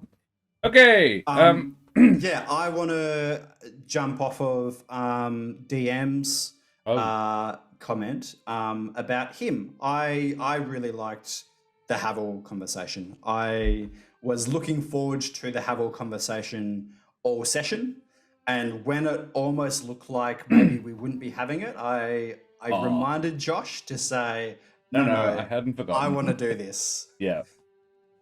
Yeah, I really like interacting with Havel. I hadn't forgotten about his partner. So I couldn't remember if I told you. Yeah. I think Havel was really interesting and really deep. And Eric feels a kinship with him, I think. Yeah. Havel is also a character from the book. He's one of the few NPCs that I've. Well, I mean, Larimar's not from the book. Memphis isn't from the book. Pruitt Seraphim was created by another player, and was in the he was in the one shot I ran, the final one shot of the big charity stream we did a while back. And yeah, I was my favorite me was getting that, because I think I did a pretty decent job of nailing Pruitt, and I wanted to have Pruitt in. I was really glad you guys went and saw him, because I was like, this is cool, and I can interconnect the worlds even more. He was in the same episode. He was in the same game that Jonah Littlefoot was introduced. Yeah. Yeah. Yeah, that was fun. And Daria played in that game as well. She played a sweet little old strig lady who's a mob boss. Oh yes, I remember this. That was amazing. Deeply upsetting lady. It's like, come here, dear, have a band-aid. It was so good. Anyway, She'll yeah, that was cut you up or stab you in the back. No way to know in advance. probably both. Yeah. Go on then. Other people tell me their favorite DM moments. Yeah, I mean, NPC work was fucking great this session. The Arthur and Pruitt making the hammer together.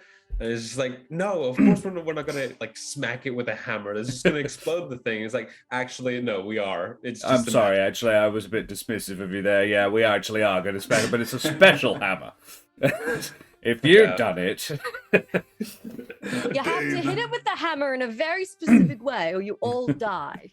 Yes, thank you, Small Town Creepy. I believe he's actually an alchemist, technically speaking, but he knows a bit about making magical stuff. Yeah. I liked you setting up the situation where I did walk into to Gabriel on his lap, and he has to do the check for the thing, and he gets advantage and guidance, big boy, and I love that it was. I'm with it. And the dice agreed and was like, he is clearly so awkward about this. No, he fucks it up. But then you described it, and I was like, nah, I'm going to give you inspiration there, because that was really good. That was really, really cool. I have a very vivid mental image. It's actually of smoke, water running through smoke is the way I'm picturing it. Of like rain dropping through mist. I cool. You were describing it. I'm like, I wish there was a way that I could own this actual cloak in real life. I wish the way I could rad as draw hell. it. Yeah. Need like an animation degree to picture that. Yeah, I lack the artistic skills to render that in real life, but I wish to God I did. Yeah, that was a really nice moment as well. Again, to piggyback off of Josh.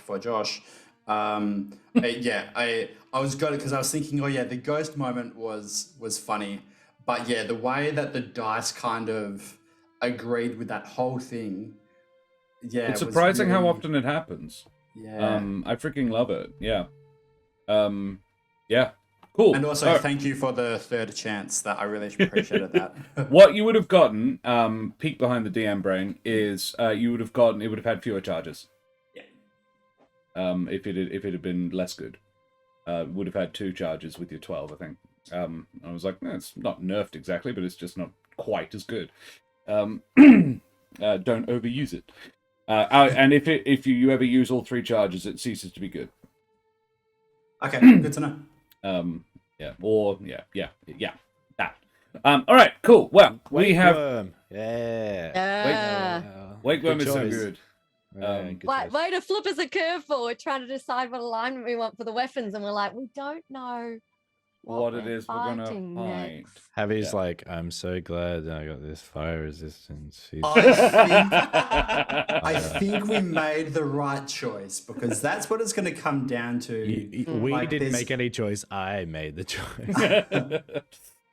I love that Eric's traded in 2 really useful fire gems that you could have made into really cool fire weapons, into potions of fire resistance, and you're about to fight a big fish. Mother. Don't tell me that we're not going to come across fire elementals again. Absolutely not, you aren't. No, of course you're going to fight more of them. This is the Humblewood. But yeah, dead set, long term, you have made the correct call, Javier. But right now, we are playing. So, as of next week, you will be running content that the Deck of Many wrote. Or at least I'm modding the shit out of. But the core of it is a one-shot that they wrote based in the Humblewood called Wakeworm's Fury. That I'm working into the story and weaving it narratively into it. So yeah, I'm going to use that for the next couple of episodes. Which I really like that name, Wakeworm. I think this is more of a Humblewood thing than a Josh thing, but it's a very cool, because it took me a second to put it together. I'm like, yeah, no, that makes a lot of sense. That's cool. Some of their stuff is some of their names are a bit meh, and some of the names are like, oh, that's fucking cool. And Wakeworm's Fury also has some amazing art in it, some incredible character art. There is a really, really gorgeous picture of a Jabin pirate swinging from some rigging with a rapier, and I was like, that is so cool. I will put some up so I can display it in next week when you meet the characters involved. So we will go away from here now because we've been streaming for a while. Guys, thank you so much for joining me and playing with me, and guys, thank you so much for joining us in chat. We will go away. Throw your love to Dread, as I said before. Guys, who the heck are you all? Brendan, who the heck are you? I'm hacking Brendan Ellis. There you are. I am a hacking actor and director. I am going to be in a Fringe show next year.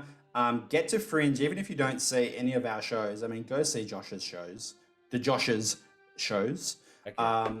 But even if you don't, just go to Fringe. It's super good. Support local artists.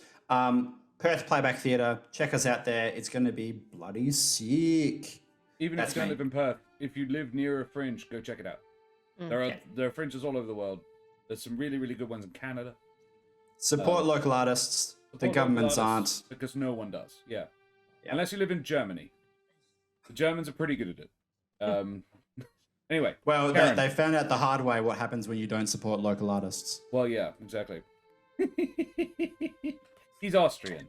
So it's Austria's fault. And the Austrians are actually pretty good at it too, particularly if you're in opera. Karen, who the heck are you? Hi, I am hacking Karen Schlink. I am a writer, a performer. You can follow me on Twitter, Mother of Bunnies. You can follow my Bella Skelter ego, Miss Lola Moore, on Instagram. You can listen to the podcast I'm in, There Be Dragons. I am sure links are going up in chat right now. But the coolest thing you could do for me right now is go and follow the social media for the little shark film that I'm working on for this competition. Because if we can show that we have a good social media following, it helps. So, and if you have some suggestions for what I should name my awesome new shark puppet, at the moment the only idea I have is calling him Gandia from Monday Night's Humblewood. If anyone watched, there was a shark called Gandia in it. But if anyone has a cooler suggestion, hit me up. He can't be called Bruce because I already have a puppet called Bruce. Bruce has already been on stream. He has. And I'm gonna like put this dude all over my Instagram as well because I love him. He's great. Yeah, I know, right? Jorman Gundir. I can work his style. Alrighty, Josh Towns. Who the heck are Hello! you? I am Joshua Martin Sidney Towns. I am an actor and all sorts of weird and wonderful things here in Perth, WA. I am mostly a musical theatre performer, so you'll find me on stage. Or, I get asked to do productions where I am a woman, and so I do that quite frequently, apparently. I'm typecast. There's probably something in that. I'm talking to my psych about it. But anyway, so you can catch me here every week on Thursday as Javier Birandinov, the nice young elk from somewhere. And now it's the next person's turn to say something about that. It's Arthur, who is the boat. Gandir is not a boat. Arthur's the boat. Captain Carson. I am a boat, yeah. Nikolai, tell me who the heck you are. Hi, I'm Heckin Nikolai. I Cossack Nico online. I hang around between here and Roll for Damage. In fact, I'm actually going to be finishing part 2 of my Nocturnal Nights 2-shot on the 1st of December, I think. We hope. We're trying. And I will be part of a one-shot over on Roll for Damage as well sometime soon. I don't remember the date. 17th. 17th sounds about right. It's 2 weeks prior to the 1st, which is the day you're doing your one-shot. Excellent, yes. I know, because I programmed this, except Nova's programming those ones, and good. Yes, check out Nikolai over there. Yeah, we have merch. You can buy yourself a fancy Javier Christmas tee. Javier Merry Christmas. Yes. Javier Merry Christmas. And all proceeds go to pay for Josh's leg to be fixed. Hey, it's getting better. It's getting much better. Getting better. And for the Arthur fans, I just really quickly did a thing. And you should go Did you look put at I'm it. a boat on a mug? Maybe. Excellent. I need one of I those. can make it more like more boatable, more muggable. Yes, I've whipped up a quick substitute so everyone could go and look at it. But yeah, I will tell you how I need you to alter the image so we can have the original I am a boat. I love Oh, all of this. absolutely. So if you guys And- hold off, we'll get the original I am a boat on a mug. But if you want to go have a chuckle at it, it's in the store. That's so funny. And ladies and gentlemen, Madame and Monsieur, Dame und Herren, and beings of indeterminate gender and persuasion, I am Josh the Pirate. I've been your humble DM and storyteller for this evening. Thank you so much for coming and hanging out with me on my new channel. It's not just mine; it is my lovely partner, the Mother of Bunnies channel as well. I'm just the one who does the heavy lifting on the DM side right now. I want her to I DM next Photoshop year. funny images. She does. It's hard to stop her. If you want to see more of my face and voice, you can check me out at Paparotica at Fringe World, and generally infesting the art scene in Perth. You can also find me DMing more Humblewood over on Raw for Damage on Monday nights. They've just gone to the elemental plane of fire. They fucked it up. They wound up with the elemental plane of water. It was very funny. They were like, hang on a second, shouldn't that be reversed? Wait! Bleh! And then they nearly drowned. And then they met a shark, and he was very nice.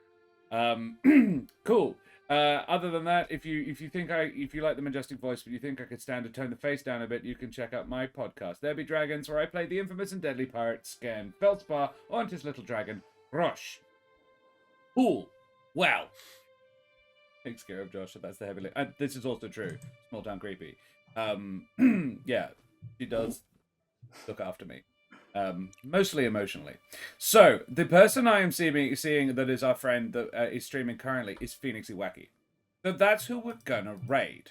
So please, if you have them, which you all should, throw up your new Arthur raid emotes in chat, Goose raid, and tell them where you came from and send them their our love, because we love Phoenixy Wacky, we love John, and yeah. It looks like they're doing, I believe it's Curse of Strahd tonight. Or Barovia adjacent stuff. Anyway, so yeah, we're going to raid them, send them your love, and we will see you next week here in the Humblewood. So, say goodbye, everybody. Bye, everybody. Goodbye, everybody.